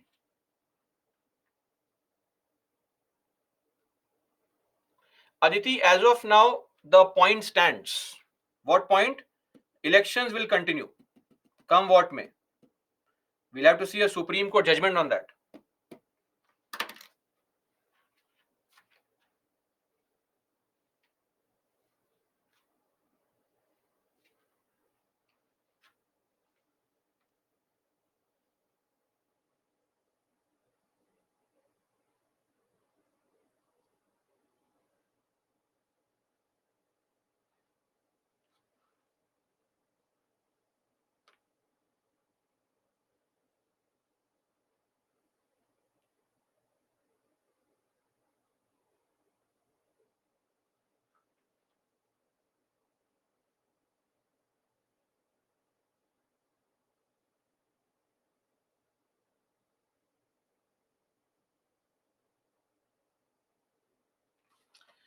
Okay, why do we make so many mistakes here?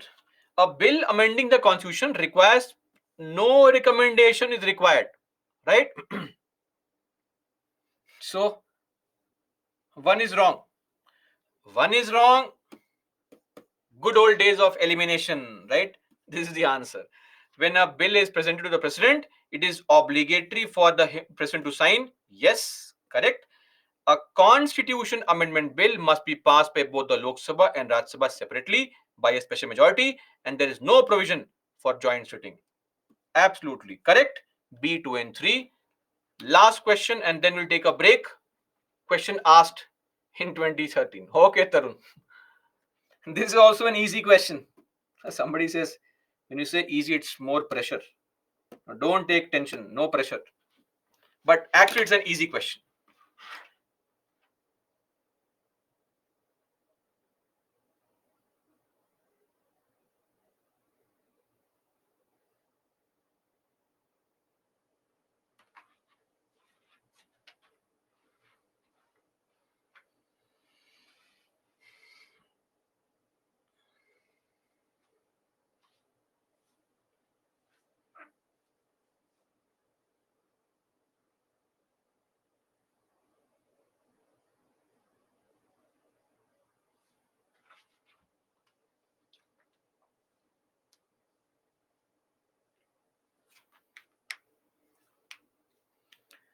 A lot of you marked B as the answer. Oh, you got trapped.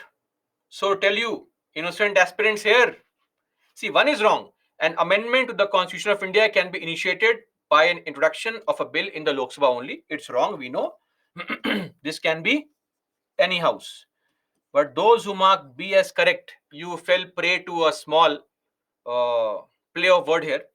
If such an amendment seeks to make changes in the federal character, the amendment also requires to be ratified, approved, passed by the legislature of how many states? How many states? Half of the states. This is where the mistake was made. 2 is also wrong. D, neither 1 nor 2. Okay? Reading the statement carefully is very, very important. That's it. We are done. One small point. The same kind of majority, that is 2/3 present and voting, and more than 50% total strength. The same kind of majority is also used in certain other situations in the country. I have mentioned all these things here only for you. As and when the time comes, we'll get to see all these things. Don't worry right now. But when the time comes, you will see that, oh, for removal of judges of Supreme Court, High Court, CEC, CAG, even SEC, the same kind of combination majority is required, which is used to also amend the constitution. Don't worry, we'll discuss this when the time comes.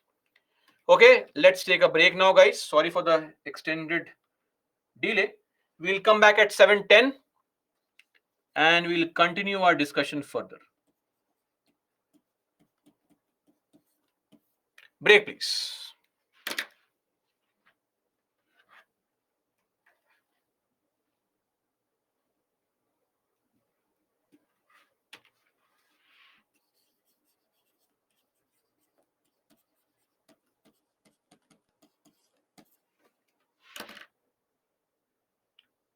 Other slides. Watch other applications, not this one.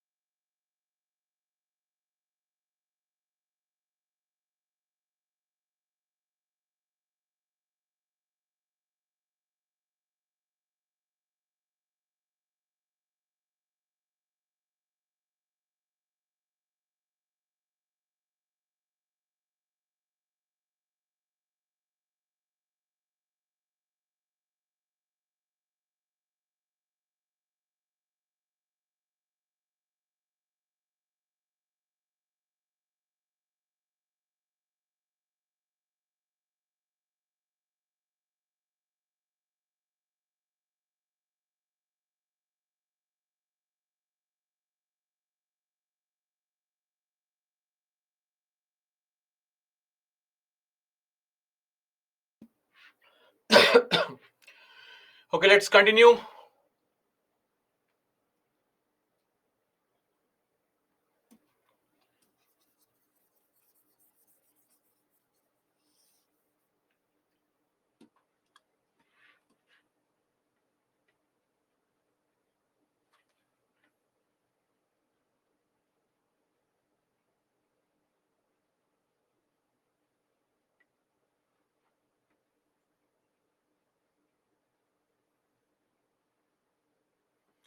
Yes, BK Vibhu, it was required for clause 4 addition. Yes, Rajshri. Initial authorization only in Rajya Sabha, but then when you are making a law and all, regular procedure. Welcome back, guys. Let's start.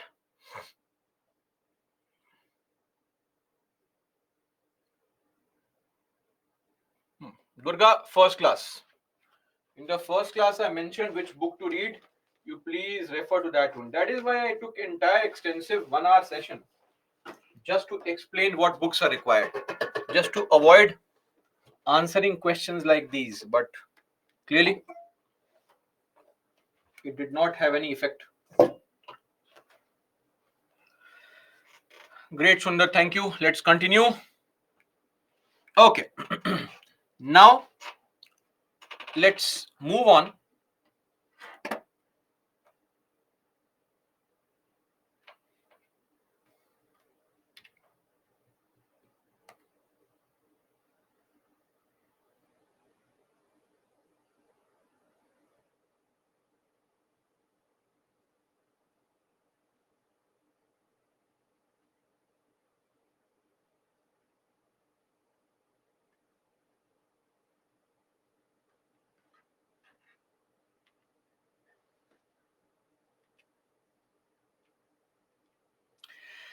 And discuss now the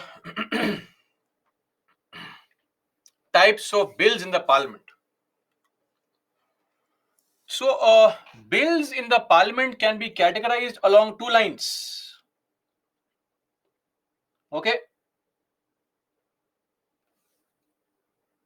Mayank Vadvani, I have said that we'll discuss that later on. You have no understanding of that, so ignore it for now. We'll discuss later on. Now, types of bills in the parliament. Very first category of bills would be the bills based on introduction, meaning who is introducing the bill, who is giving notice for this bill. Clear? So, let's see firstly based on introduction. So, in the house, somebody has to bring a bill. If a bill is brought by a minister,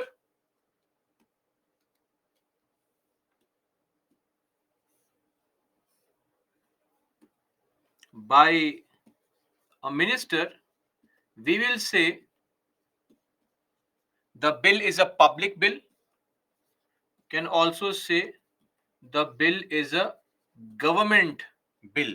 Okay, that's it. Then, what is also very important is to understand whether a bill is brought by a minister or a private member. Beyond that, that you cannot simply walk in on any random day and tell the speaker or chairman, here, sir, bill, I want to introduce it. That's not how the house functions. The entire agenda for the day is already set. Okay, not for just today, for the next 15-20 days. So things are properly set. You cannot surprise the house, and normally agenda is not something that you tamper with. So when, let's say I'm a minister and I want to introduce a bill, I need to inform the presiding officer 7 days beforehand only.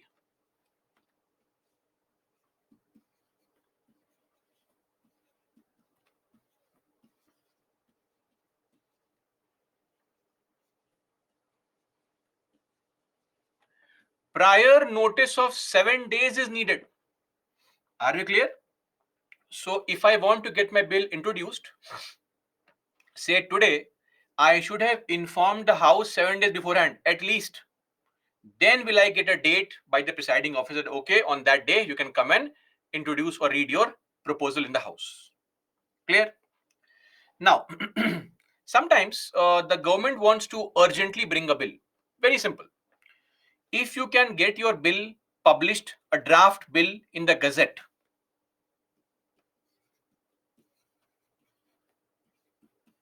if draft copy is published in the Gazette, what is Gazette? The government's magazine. Do you remember? Gazette of India. Then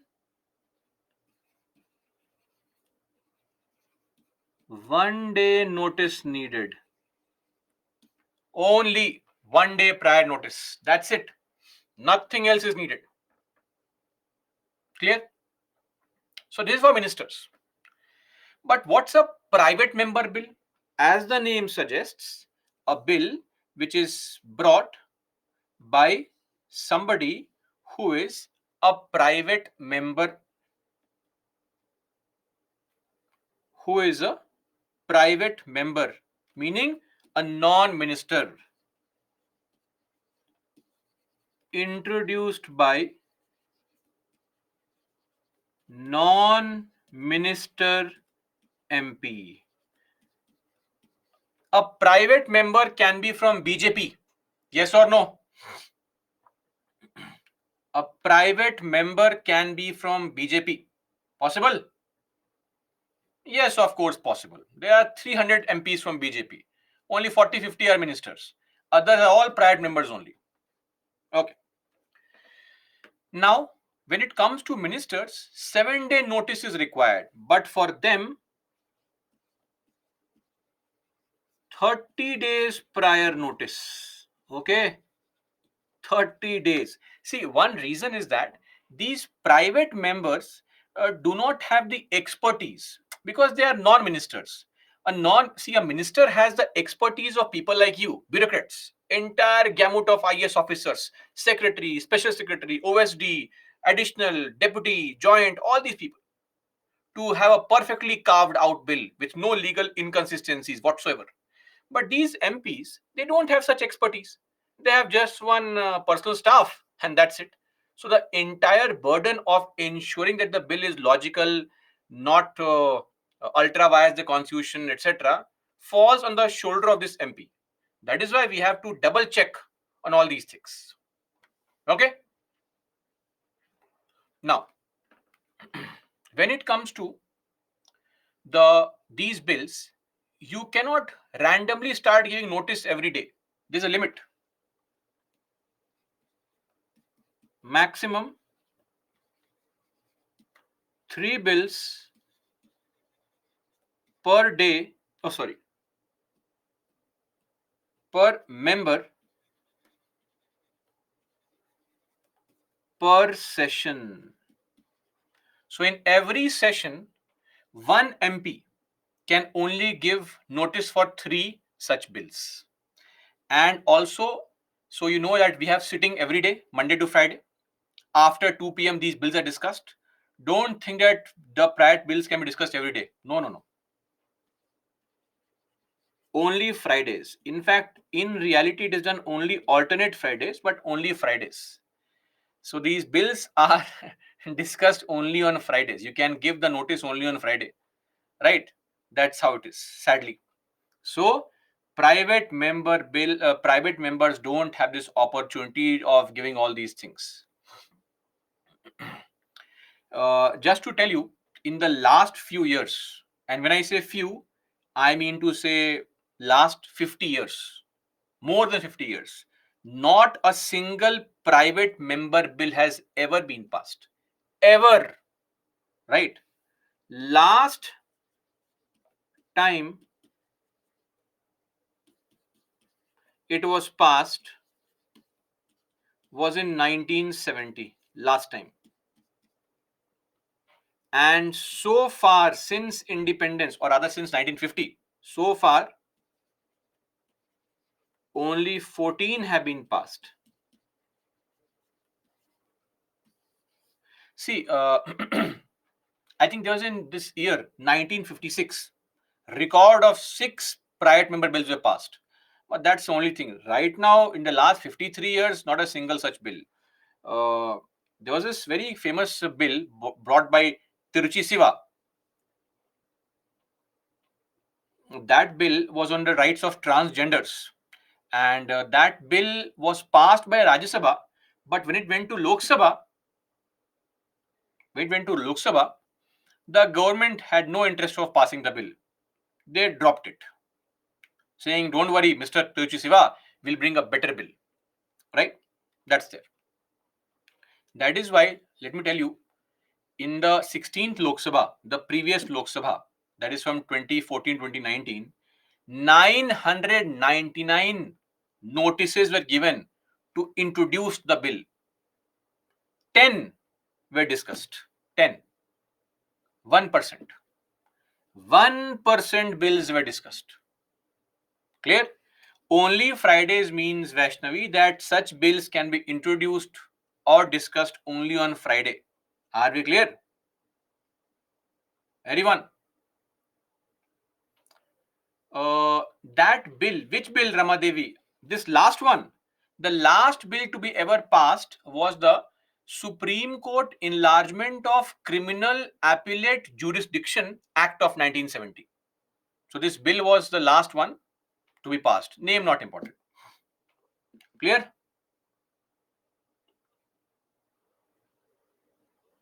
There are so many MPs, but each MP give 3 bills. Then how many bills? No, can give 3 bills. And Pooja, can you read this? Last time passed here only. Nothing has been passed. Clear? Nothing has been passed. They don't pass only. There are 2 reasons. Why are private member bills not passed? Point number 1. Nancy, currently any bill passed? Nancy, I'm saying last time it was passed in 1970. Why this question? One issue is that these bills largely are not very appropriate. See, one thing can be that if you get this bill passed, it shows the government in very poor light. That minister, uh, would no, how would he respond now in his own ministry when the tasks are being performed? He has all IS officers. Some random MPs getting bills passed. This means what? This shows the lack of concern the person has for his own ministry. So it reflects very poorly on the minister's personal performance. Useless, incompetent. That's what people will call him. That's one reason. Second reason is, just to tell you, there was this case when this MP from Bihar, she introduced a bill. Now, this very interesting bill. See, in our country, people spend a lot of money in marriage ceremonies, lot of money, and you all see all these, bills. Sorry, all these marriage ceremonies where you see all the rich celebs having these ceremonies in outdoor locations, destination wedding, pre-wedding photo shoot, blah blah blah. All this happens. A middle class family kid also wants their those aspirations, etc. And they'll pressurize their parents. Parents will then get burdened and spend more money beyond what their means, and then end into a into a debt trap. So one this MP said that, see, in our country, parents are spending or people are spending so much money on these marriage ceremonies. Let's have a limit now. Nobody can spend more than this certain amount, right? Fixed limit, 5 lakh rupees only. And the problem is, if you get this kind of bill where let it be passed, if it is passed that nobody can spend more than 5 lakh rupees in a marriage ceremony, how will you check it? How will you check it? Right? Then you'll have to hire new officers. All India marriage service, new kind of service only. Indian marriage service officers. Their task, go to every marriage ceremony, eat the food, check the lighting, see the bill. Then people won't be IS officers. First preference, Indian marriage service. See, this bill is not logical. That's why all the MPs said, very good, madam, great bill. Now sit down. Because you can't pass this bill. It makes no sense. Just recently, one more MP gave notice for this. This is just to attract some attention, right? These bills make no sense. Okay, so that is there with respect to Puja. Few examples of private Puja. Every bill that you have seen, every bill, every law that you are seeing right now in the country being passed is all public bill only. Everything. Recently, the data protection bill, it was a government bill only, right? Private member bills are not passed only. What example can I give you? I gave the example of 1970 bill. What is the concern? Understand that I don't think you understood the topic only. All the laws made in the country in the last 53 years, guys, am I clear? Have always been initiated by the government only. I hope everybody is able to understand what this topic is all about. Every law you initiate and get it passed, right? I mean, the bill eventually is brought by government. Remember the first class, I'd mentioned this point. Initiating proposal for legislation. So everything is being done by the government only. Even the bills that are passed are all government bills. That is why it is very important to keep the executive in check. Farm bills, all such bills you can think of. CAA, examples of government bills only. Clear? Now, moving on to just to show an example. This is an example of a government bill. Government bill. This is an example of a private member bill. Why? Name is mentioned. Dr. D. Ravi Kumar, MP. He has brought this bill. Clear? Manish, why only on Friday? Now, this can't be a question, Manish. This is just like asking, why do we call Friday Friday? Why don't we call Thursday Friday? They had to choose one day. They chose Friday. Simple. Basically, most tasks are for the government to perform. So if your question is why it is limited to only one day, then the answer is that it is always the government which is bringing all these policies. So we are not getting time to get the government's bill discussed. How will you give time to all these MPs bills to be discussed? Because we also know that ruling party controls Lok Sabha, they will never get a bill passed which is brought by a non-minister. So what's the point? So it is just that one day was chosen. You could have chosen Monday also, Tuesday also, Friday also. That is why. Nothing special. In which session bills get passed? Every session bills get passed. Okay. Solve this question. Came in 2017. I hope it will show some clarity. 45 seconds. Please mark your answer.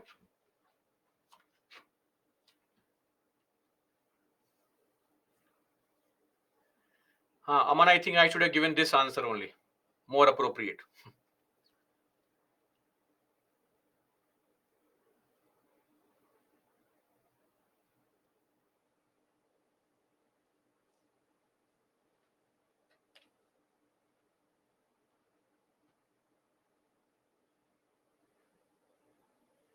Gayatri, why do you always mark A as the answer? I have been observing this. Whatever is the question, your answer is fixed at A.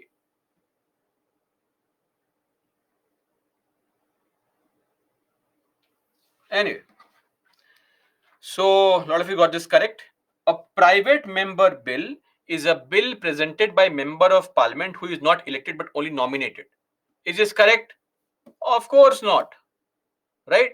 He or she can be elected, can be nominated, can be from Lok Sabha, can be from Rajya Sabha, anything. The question is not this. The question is, are you an MP or not? A minister or not? If you are a minister, you are a minister. If you are not a minister, then you are called a private member. Okay, one is wrong. Recently, what is recent? A private members bill has been passed for the first time.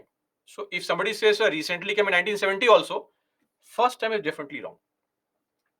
It was not passed for the first time. But and recently also is 1970. It can't be recent also. So both are wrong.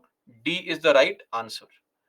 Moving on now to bills and types of bills based on content, meaning topic. So one such bill is an ordinary bill which does not contain any monetary provision.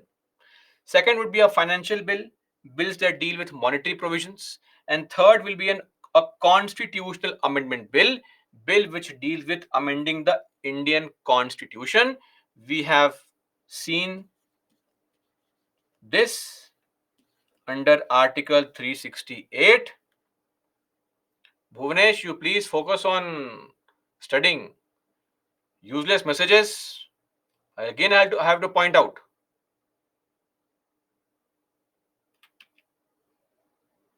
Okay. Now, passage of bills in the parliament. Ordinary bills first. What are these ordinary bills? Bills which don't have any monetary provision, bills which don't have any constitutional amendment provision, ordinary bills dealing with infrastructure, dealing with Citizenship Act, all such things. Ordinary proposals. Okay. Now, every bill that is passed goes through three stages. There are three stages in the passage of the bill. We call those stages as readings. First reading, second reading, third reading. So now I'll explain how bills are passed in the house. These ordinary bills can be introduced in any house. It does not really matter. Lok Sabha, Rajya Sabha, any house. Okay. So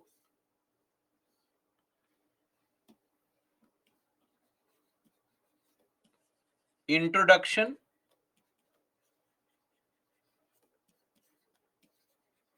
any house by any MP, whether you are elected or you are nominated, whether you are a private member or a minister, any MP can give a notice to bring a proposal that is an ordinary bill. But one point is that when you bring a proposal, you should always give reasons why you want to get the bill passed.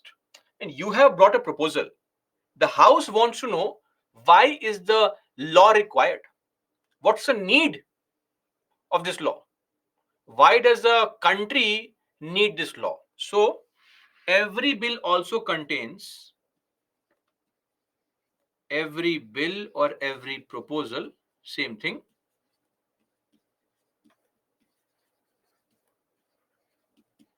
contains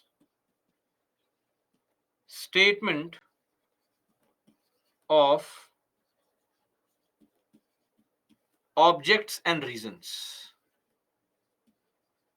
SOR. Basically, this is nothing but just a justification. Why is the bill required? Mentioning reasons. Okay. Now, first reading is what? First reading is just introduction.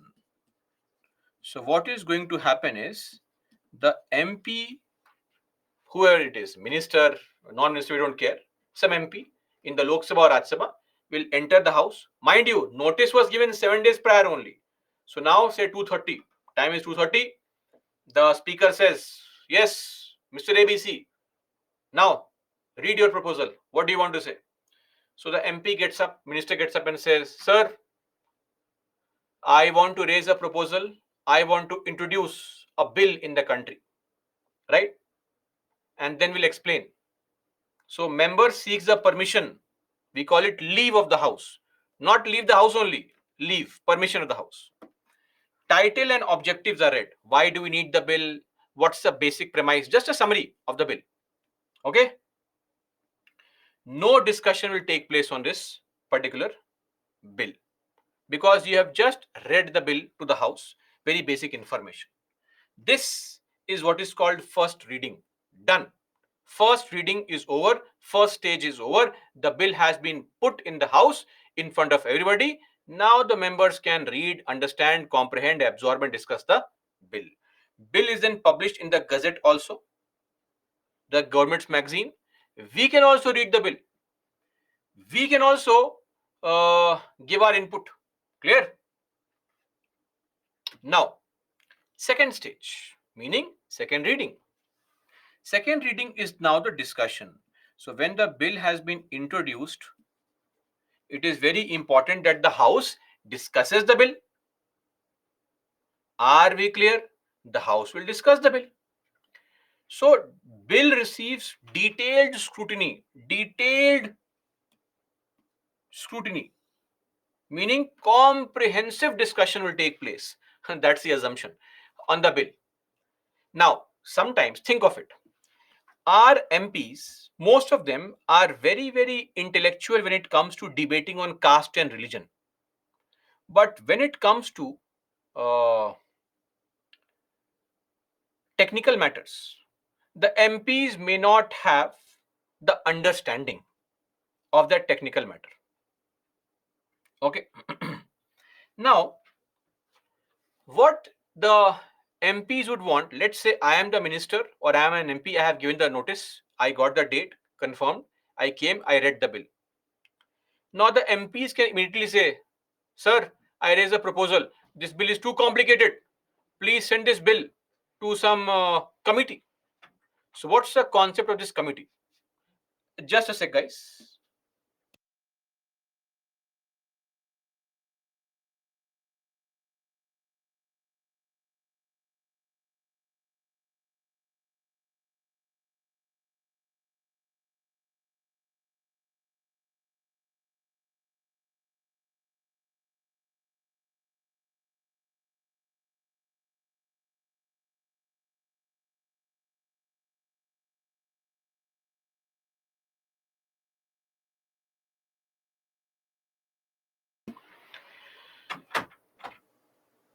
Guys, one small announcement. Hey, I muted the audio. I know. All want to know what gossip is going on. Announcement that day after tomorrow is full enjoyment. Okay? No BHA class on Thursday. So please make the best of it by studying. Okay? Not having fun.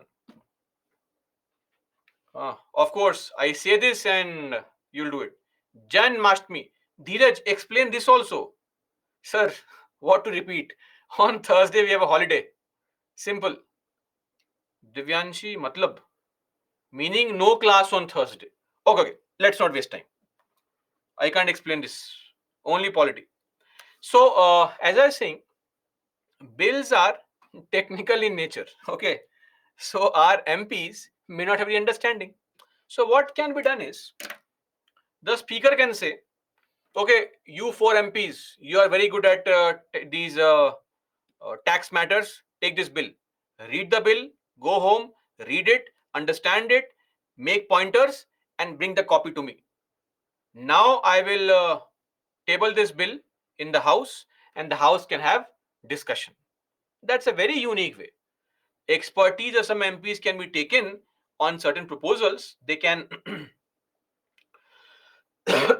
they can also look into providing their expertise on certain topics, and they can simplify the bill, which can be very complex sometimes, and the MPs can then understand and then start fighting on the bill. Okay. So a bill may be sent to committee of the House. Committees, some MPs can be chosen and they can discuss on the bill separately and can give a report.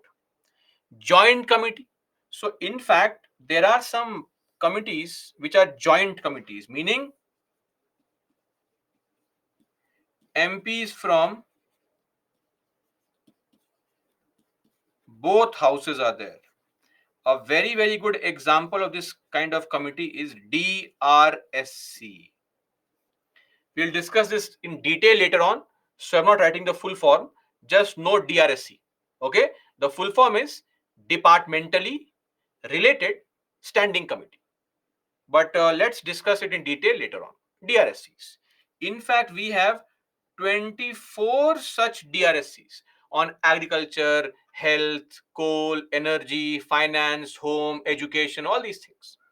So if a bill comes, say on water, then that bill will be sent to that committee, and that committee has some people, around 31 people, the MPs. They can prepare a report, and then the House can discuss on that proposal, right? Otherwise, submitting a very technical kind of bill to all the MPs, half the MPs will have no idea only what the hell is happening, what are all these terms, right? The bill can also is also circulated for public opinion. When the bill is published in the Gazette, we also get to read, so we can also give our input. So if anybody wants to give an input, there are two options: online, mygov.in.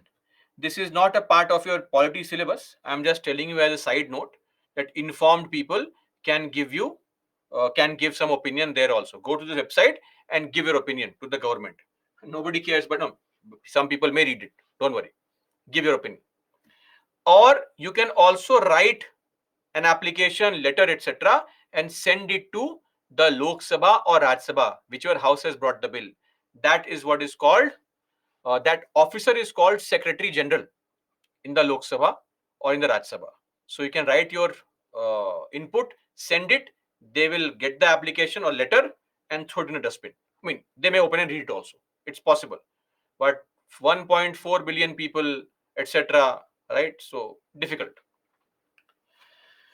Anyway, second reading is over. Detailed discussion is over. Clear?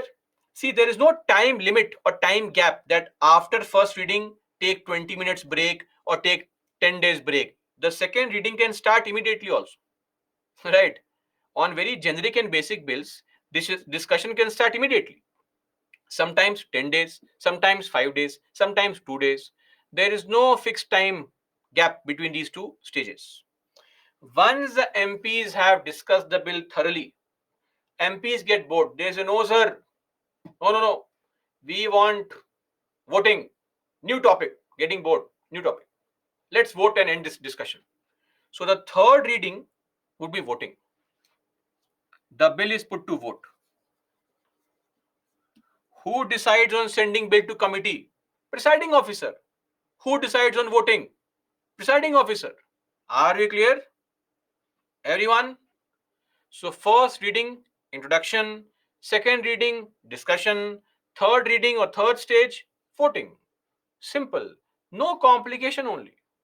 I don't see a question being created here.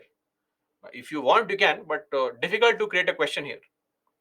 And the voting is through a simple majority. Simple majority. Once it is passed, it is sent to the other house where the exact three stages are repeated. So, in the other house, three stages: introduction, discussion, voting. Same three things, three readings. So, these three things are done. The real catch is voting, right? What is this angel slide of first reading? What is the problem here? This is a first reading. Guys, please follow. Don't ask me to go back. No, just one person. I can't go back for one person only. Please. Basic understanding. Now, what happens in the other house? Please tell me. When it comes to passing a bill, the first house has passed a bill. It has sent it to you, the second house. First house can be Lok Sabha. First house can be Rajya Sabha. It does not matter. Let us assume that the first house is the Lok Sabha. Lok Sabha has passed the bill. The bill comes to the second house. Okay. Now, my point is, what are the options before second house. Or say, oh, first house, such an amazing bill, yeah, genius. How did you even think of this bill? Nice.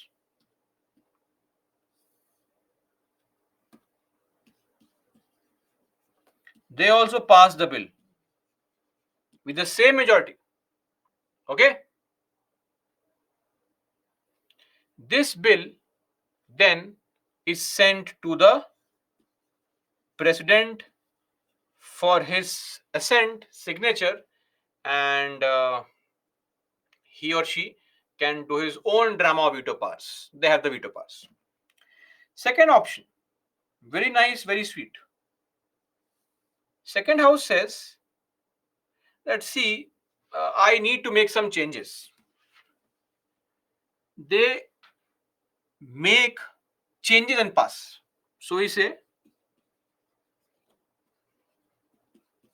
pass with modification. So they'll change some clause, etc., and then pass it. Now, if the first house accepts the change that yes, second house, amazing, we forgot only. If first house accepts the modifications,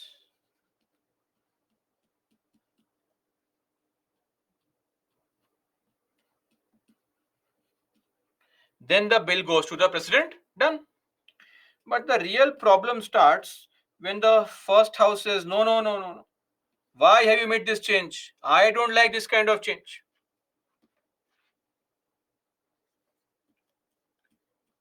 If first house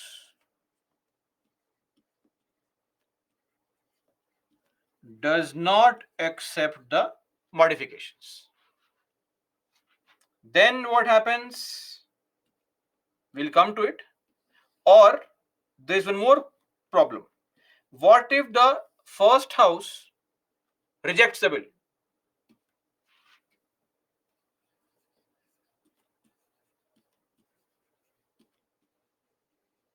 Rejects, throw it away, nonsense bill, useless, stupid people. Okay? Or does nothing.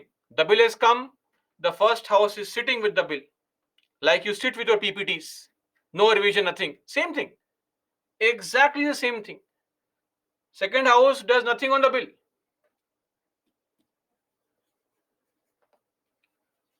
takes no action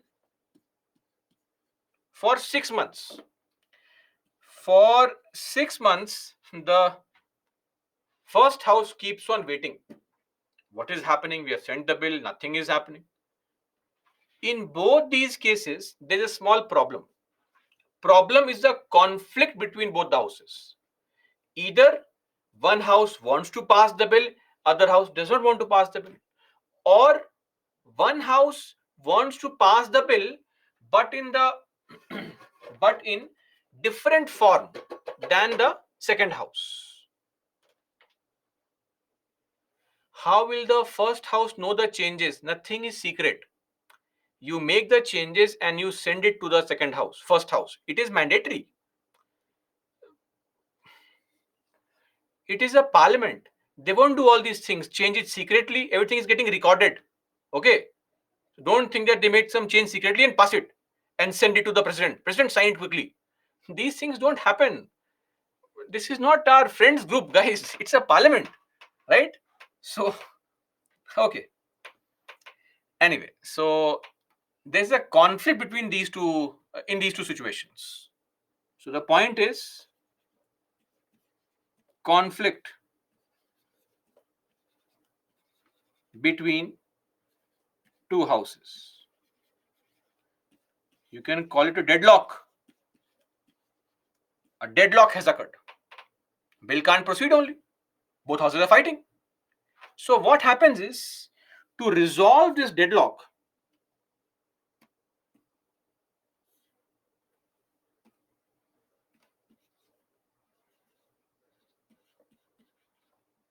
president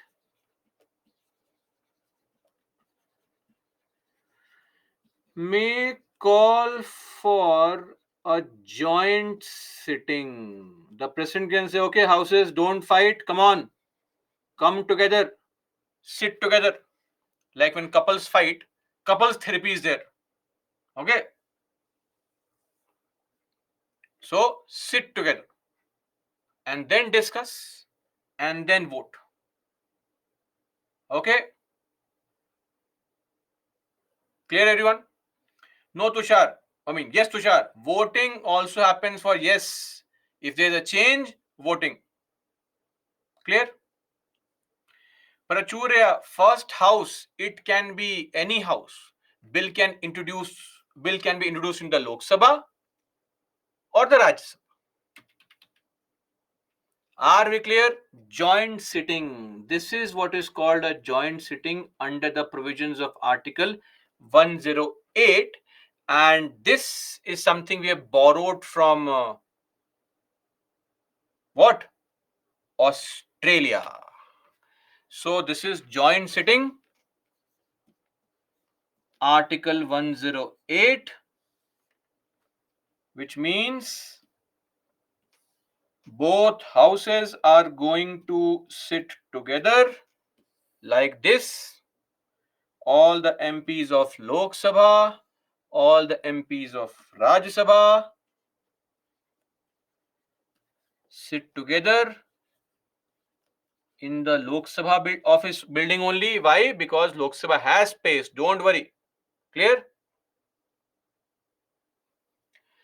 And the presiding officer, who presides? The speaker presides. Clear?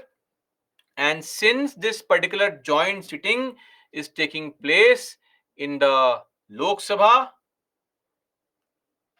my house, my rules. Lok Sabha rules are followed, not Rajya Sabha rules. Clear? Then voting is done, voting by a simple majority, and the bill is passed. Okay?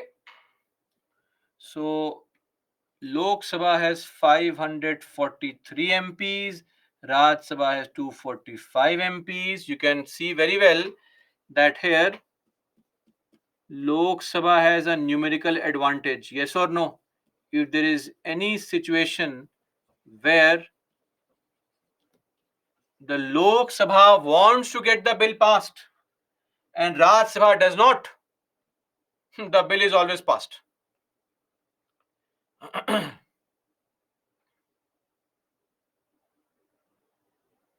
Are we clear? Everybody? Any doubt? Astha says, what is meant by Lok Sabha rules? Only if you had revised Astha, you'd not be asking this question. In the topic speaker, we saw that the speaker is the final interpreter of the rules of procedure and conduct of business of the house. Yesterday I explained this, that house functions through a rule book. Everything that is being done in the house, it is done through rules. Where are those mentioned? It can't be random. It's in a book. That book is called the Rules of Procedure and Conduct of Business in the Lok Sabha, or in short, Lok Sabha rules. Sumo President's reconsideration. Same process is not required. Again, conflict. How can there be a conflict? Now we are taking a voting here. What's the conflict here? All the people sit together and we take the combined majority. 543 plus 245, 788. For those who don't know, 788 people can sit in total and we take the vote. Are we clear? Voting. If more than 50% people say yes, done. Bill is passed. So far, joint sitting has happened only 3 times, 1, 2, and 3. Once in 1961, once in 1978, and one in this POTA, Prevention of Terrorism Bill. Very dangerous kind of bill, POTA. It is now been repealed. POTA is now gone. So in 2001, when Indian Parliament was attacked, right? Some of our left-wing liberals have written books on this also, and they have said that it is wrong. Afzal Guru was wrongfully arrested by the courts, arrested by the police, and punished by judiciary. That, of course, it's difficult to please the left-wing liberals of this country. Whatever you do, they will never be happy. They'll be happy if there's complete chaos in the country. That's what makes them happy. And same goes for right wings also. Exactly the same. Anyway, so this POTA was a very dangerous kind of law. Just to tell you, normally what happens is, and a simple piece of information for you, whenever you give any testimony in front of the police, you accept your mistake. Let's say the police arrests you and you accept your mistake that yes, I killed the person, right? It does not matter. The police cannot use your testimony, your confession in the court. That is not accepted. Why? Because the court says, what if you have threatened the person, slapping the person, then he's forced to accept the mistake. It's a very novel procedure. But POTA was such a unique law which said that if an SP is present and the accused accepts the mistake, that particular confession in the presence of a superintendent of police can be acceptable in court as accepting your guilt also. 5 slaps make them accept everything. So it was a very draconian kind of law. It is gone, but not completely, because the governments are very smart. They removed this law, but added the provisions of this law in a different law called UPA. One more dangerous law which exists in the country is UPA, Unlawful Activities Prevention Act. We'll discuss this law under fundamental rights. Don't worry. Okay. So this is with respect to the joint sitting, and of course, I think you know dowry prohibition bill also, right? Some of you are planning to take dowry, so that's dowry prohibition bill. Don't take dowry; it's a criminal offense. You will end up in jail. Make your own money. Are we clear on joint sitting? Praful, sir, President calls joint sitting, of course, on the recommendation of the guys. President's power. Understand that discretionary list. This is actually when the Council of Ministers tell the President, sir, ma'am, call for joint sitting. That's when he calls. It's not his own power. Clear? And joint sitting is not mandatory. It is optional provision. May not call for it. Yes, Deepika, simple majority. Pooja, followed by VP and President also, Speaker rules. Why would the VP and President follow Speaker rules in the House? They don't even sit in the House of Lok Sabha. Last joint sitting happened on Manipur topic. Don't fall prey to WhatsApp forwards, guys. Just this, nothing else. Okay. Second bill was not repealed. The second bill was there only. Now, will the VP sit in the joint sitting? Tell me, guys. Will the VP sit in the joint sitting? No, of course he will not. VP, why will the VP sit in the joint sitting? VP will not sit in joint sitting because he or she is not the member of the house. VP is sitting in his house, enjoying watching on TV, either the proceedings or some Netflix series. Clear? VP does not take part in the joint sitting. If second house rejects the bill and joint sitting would not be called, then nothing happens. If a joint sitting is not called here, no problem. The bill is pending forever. Hundreds of bills are pending forever. Simple. If a joint sitting does not happen, then nothing happens to the bill. Clear?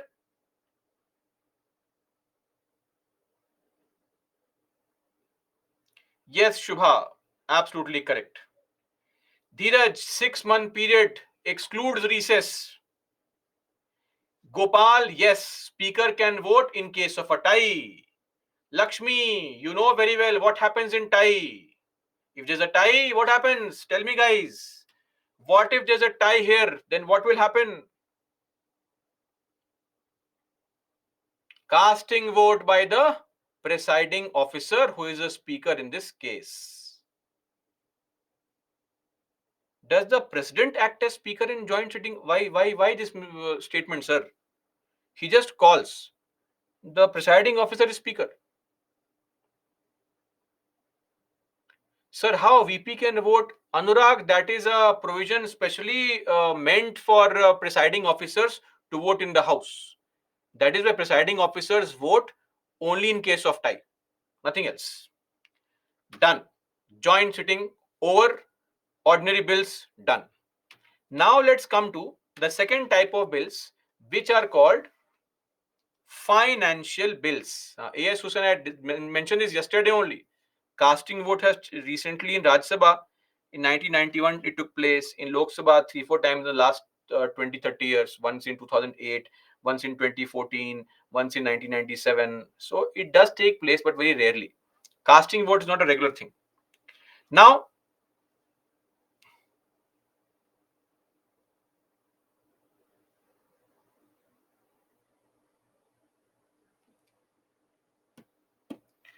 what are financial bills? Bills dealing with monetary matters are called financial bills. Financial bills can be of three types: type 1, type 2, and the third type is called money bill. So we have financial bill first type, financial bill second type, and third is money bill. Clear? Okay. Let us now discuss what are some special provisions for money bill. So the procedure to pass a money bill is mentioned in Article 109. The same concept is there, the same three readings are there with some differences. What's the difference? The difference is with respect to certain small points. Number one, ordinary bill can be passed or can be introduced in any house, Lok Sabha, Rajya Sabha, but money bills can be introduced only in the Lok Sabha. Clear? Only in Lok Sabha. Number two, for money bills, prior recommendation of president is also required. That's a special case. Number three, money bills are introduced only by ministers. And let me tell you a very, very important point. This is just a practice.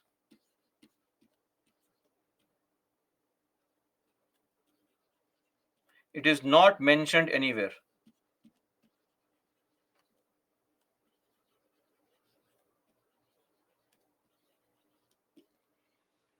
The constitution, let's write this, not mentioned in the constitution. The constitution does not say that money bill can be brought only by minister, but actually money bills are brought by ministers only, because the minister can give the president advice that, sir, please give permission. A non-minister, what kind of advice will he give to the president? Nothing. So normally it's a practice that money bills are brought only by ministers. But if a question is asked, as per the constitution, money bills are introduced by ministers only, that's a wrong statement. Nothing is mentioned in the constitution. Now, whenever a bill is brought in the house, who will decide the bill is money bill? The speaker decides. Again, importance of speaker. When the speaker passes the bill to the, when the house passes the bill and sends it to the other house, the speaker signs, endorses it, signs it. Endorse means to sign. Okay? The bill as money bill. And it was said that their decision is final, can't be challenged. But Supreme Court says that speaker's decision is subject to what review? Judicial review. The very famous Raja Rampal case 2007.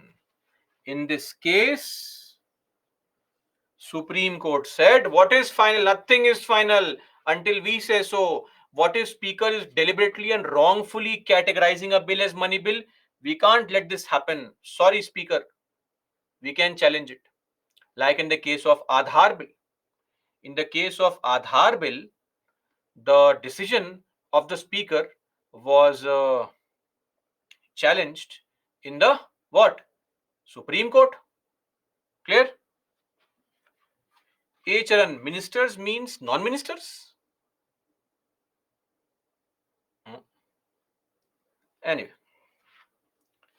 Now comes the real catch here. When the speaker signs that this is a money bill and the bill is sent to the Rajya Sabha, what can Rajya Sabha do? Nothing. Rajya Sabha can do nothing. Clear? Rajya Sabha can do nothing. Meaning, Rajya Sabha can suggest some changes. Can suggest changes. Look at the change of language. Pass with modification. But here, Rajya Sabha can only suggest changes. Those changes may or may not be accepted by the Lok Sabha. If the Rajya Sabha takes no action, the maximum time for which no action can be taken is 14 days. It has to pass the bill within 14 days. If you keep on sitting with the bill, then what happens? Somebody comes after 14 days, snatches the bill and goes away. Bill is passed. It is sent to the president. And we know very well, the president cannot return the money bill. Meaning, what veto can't be used? Please tell me. What? Yes, tell me the.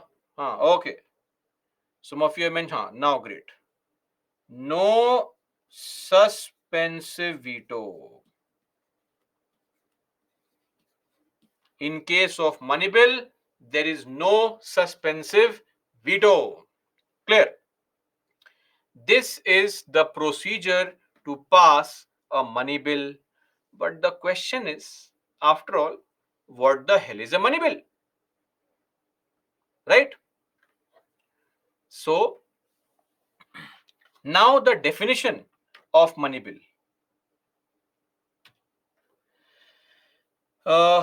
Money bill or a proposal which is called a money bill should deal with only these provisions, nothing else. That bill should have only any or all of these provisions. The moment the bill has something else,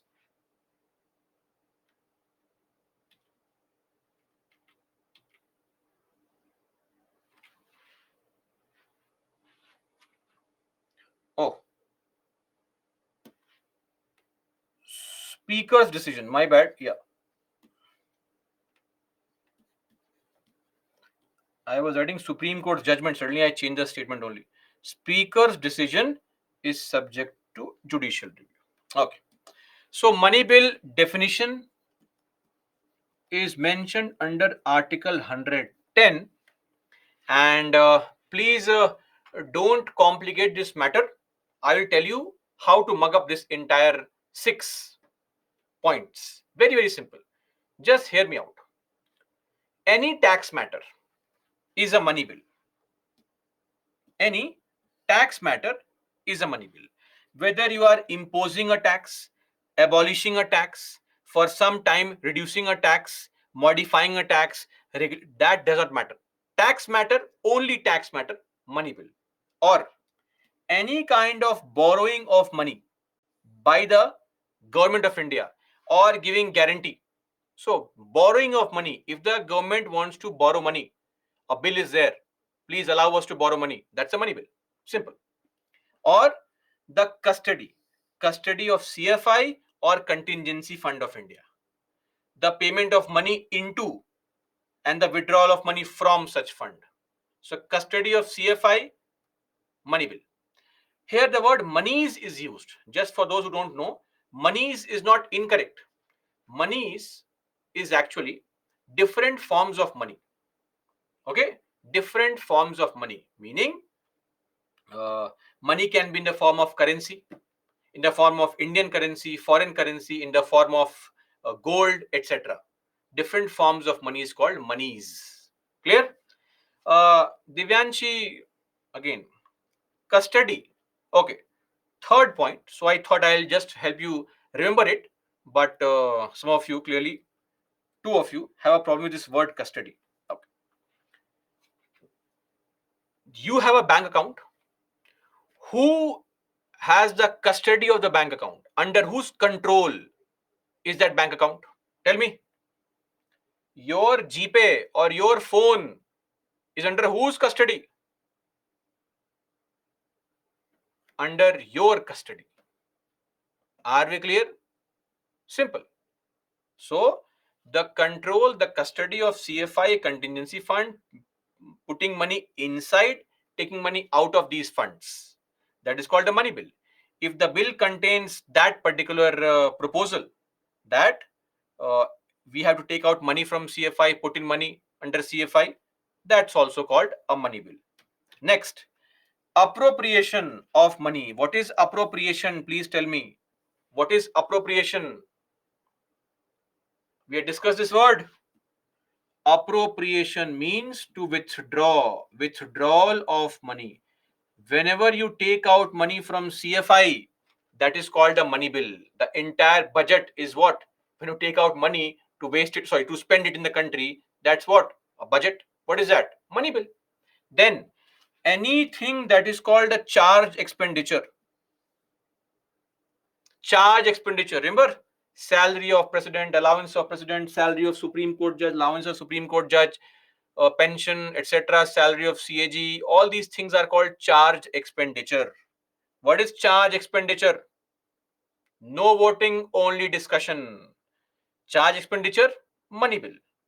And receiving money on account of CFI or PAI. Simple. When you receive money under PAI or under CFI, that is also called money bill. Just remember these 6 keywords. What? Taxation, borrowing of money, custody of CFI, withdrawal from CFI, charge expenditure, and receipt of money. Are we clear on this? Everybody?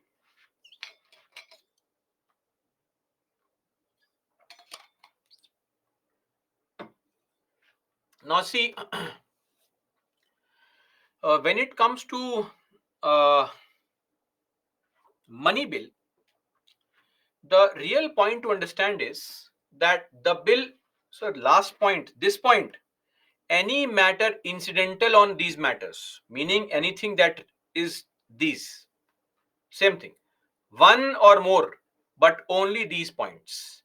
A proposal should not have any other thing. And F point says receiving money on account of CFI or PAI. Or one more thing, audit of these accounts. Any kind of audit of these accounts are also money bills. Clear? Everybody?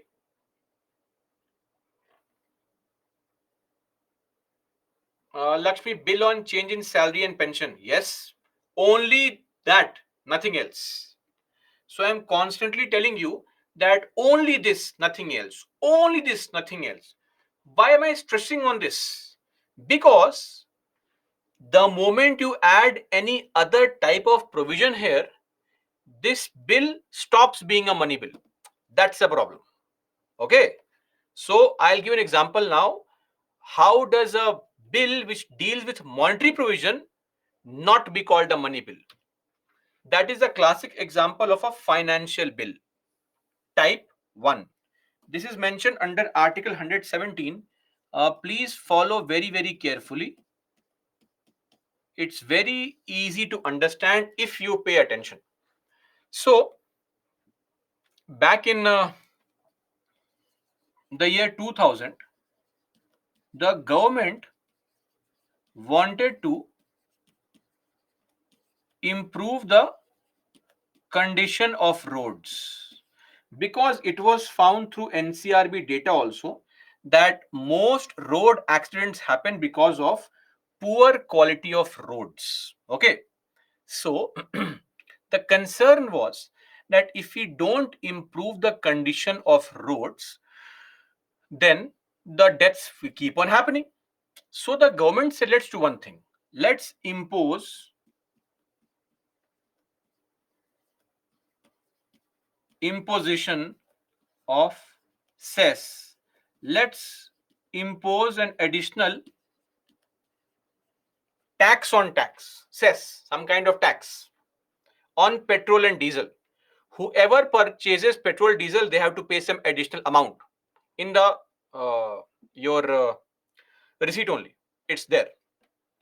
This money, all the money that you get from here, this cess, this money will be kept in CFI under a fund called Central Road Fund. Are you clear? Yashwant, what is the problem here? Please clarify. Is this visible, guys? This article 117 clause 1, or there's some problem?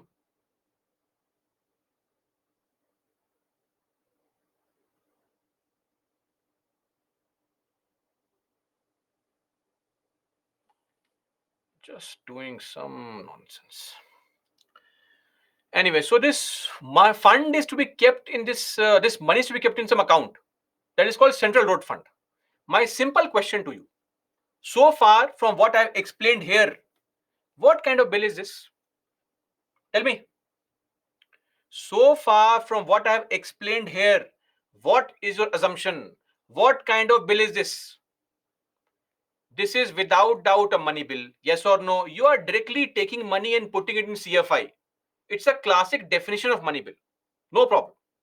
So I hope we are all okay right now that we are discussing a money bill. You'll say, sir, this is money bill. But wait.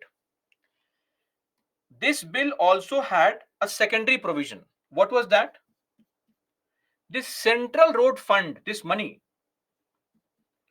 from Central Road Fund, this to be used for improving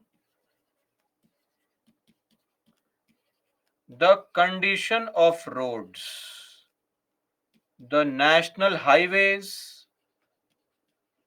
the rural roads, etc. Are you clear? Now tell me, when I say that I have to spend some money or I have to improve the highways, my target is to improve highways. This part is a focus on infrastructure. Is this a money bill? Strict definition of Article 110, nothing beyond, not your own assumption that yes, sir, money is being spent here. No, I am saying, is this mentioned anywhere under Article 110? Tell me, definition. Does it talk about imposing a tax? Does it talk about custody of CFI? Does it talk about guaranteeing of guarantee from government? Does it talk about charge expenditure? Does it talk about any kind of audit? No, this is not. Somebody saying yes. No, it is not. This this part of the bill is completely an ordinary proposal. Ordinary matters. Let me just use a different color pen to mention this point. So this thing is ordinary matter. And this is a matter under Article 110. Such bills which not only contain matters under Article 110 but also other type of general matters, general legislation, a combination of ordinary plus what? A combination of ordinary plus money bill is what? Financial bill type 1. It is a financial bill, not a money bill. Because money bill means just these things: 1, 2, 3, 4, 5, 6. If your proposal contains these things only, that is what is called a money bill. If you make any kind of change and add some more provisions, that makes your proposal a financial bill type 1. Are we clear, everybody? And such bills can be introduced only in the Lok Sabha on the recommendation of the president. This means ideally by ministers only. That's it. There is no other special provision here. Raj Sabha has equal powers in all other aspects, meaning joint sitting is possible,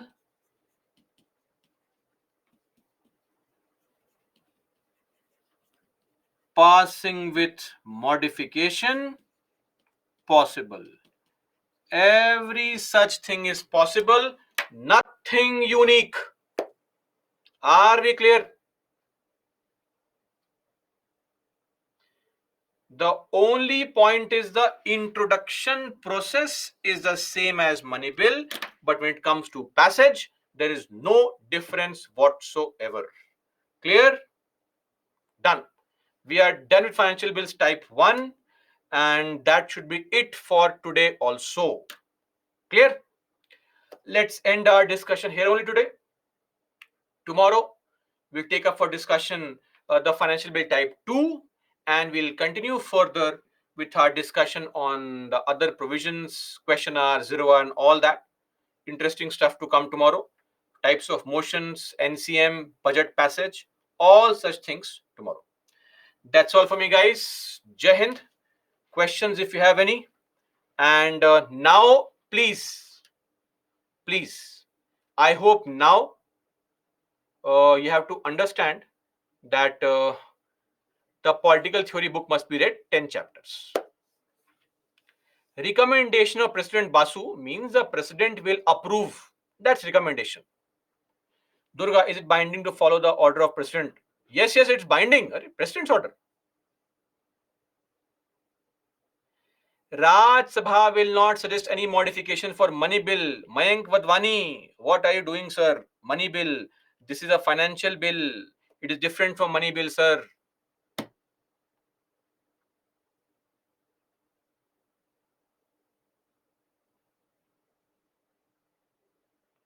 So 1 day prior notice is only in special cases. So there that point will not be followed, because once the bill is published in the Gazette, there is no need to republish it. Chapter 22 of Lakshmikant. So separating money and financial bills. Money bill is a very strict kind of bill, which has very limited definition. A financial bill is a bill which deals with money matters and other such matters also. That is why separation. And Lakshmi, yes, suspensive veto applicable.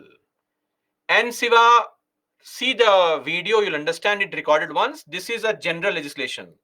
Example, ordinary matters, general legislation. Mujtaba, ideally by ministers only, introduced by ministers only. Like here, introduced by only ministers, same thing, by ministers only. Okay?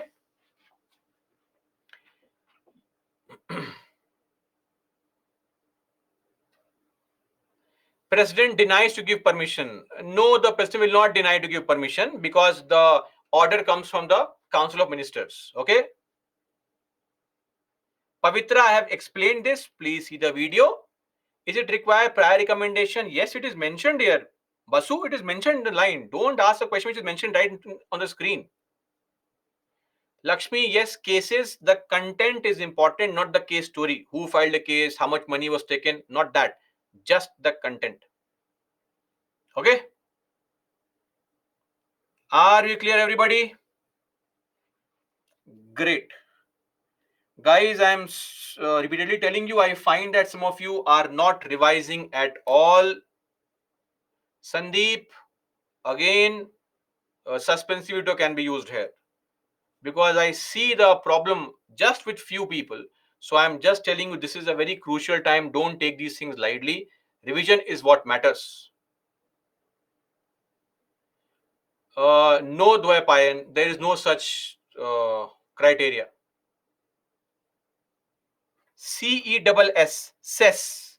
So for those who don't know, cess, it's a tax on tax. Think of it like this. In your economics classes, you'll be told what is cess, what is surcharge. Okay. That's it, guys. Let's meet tomorrow. Till then, that is all for me. Jai Hind.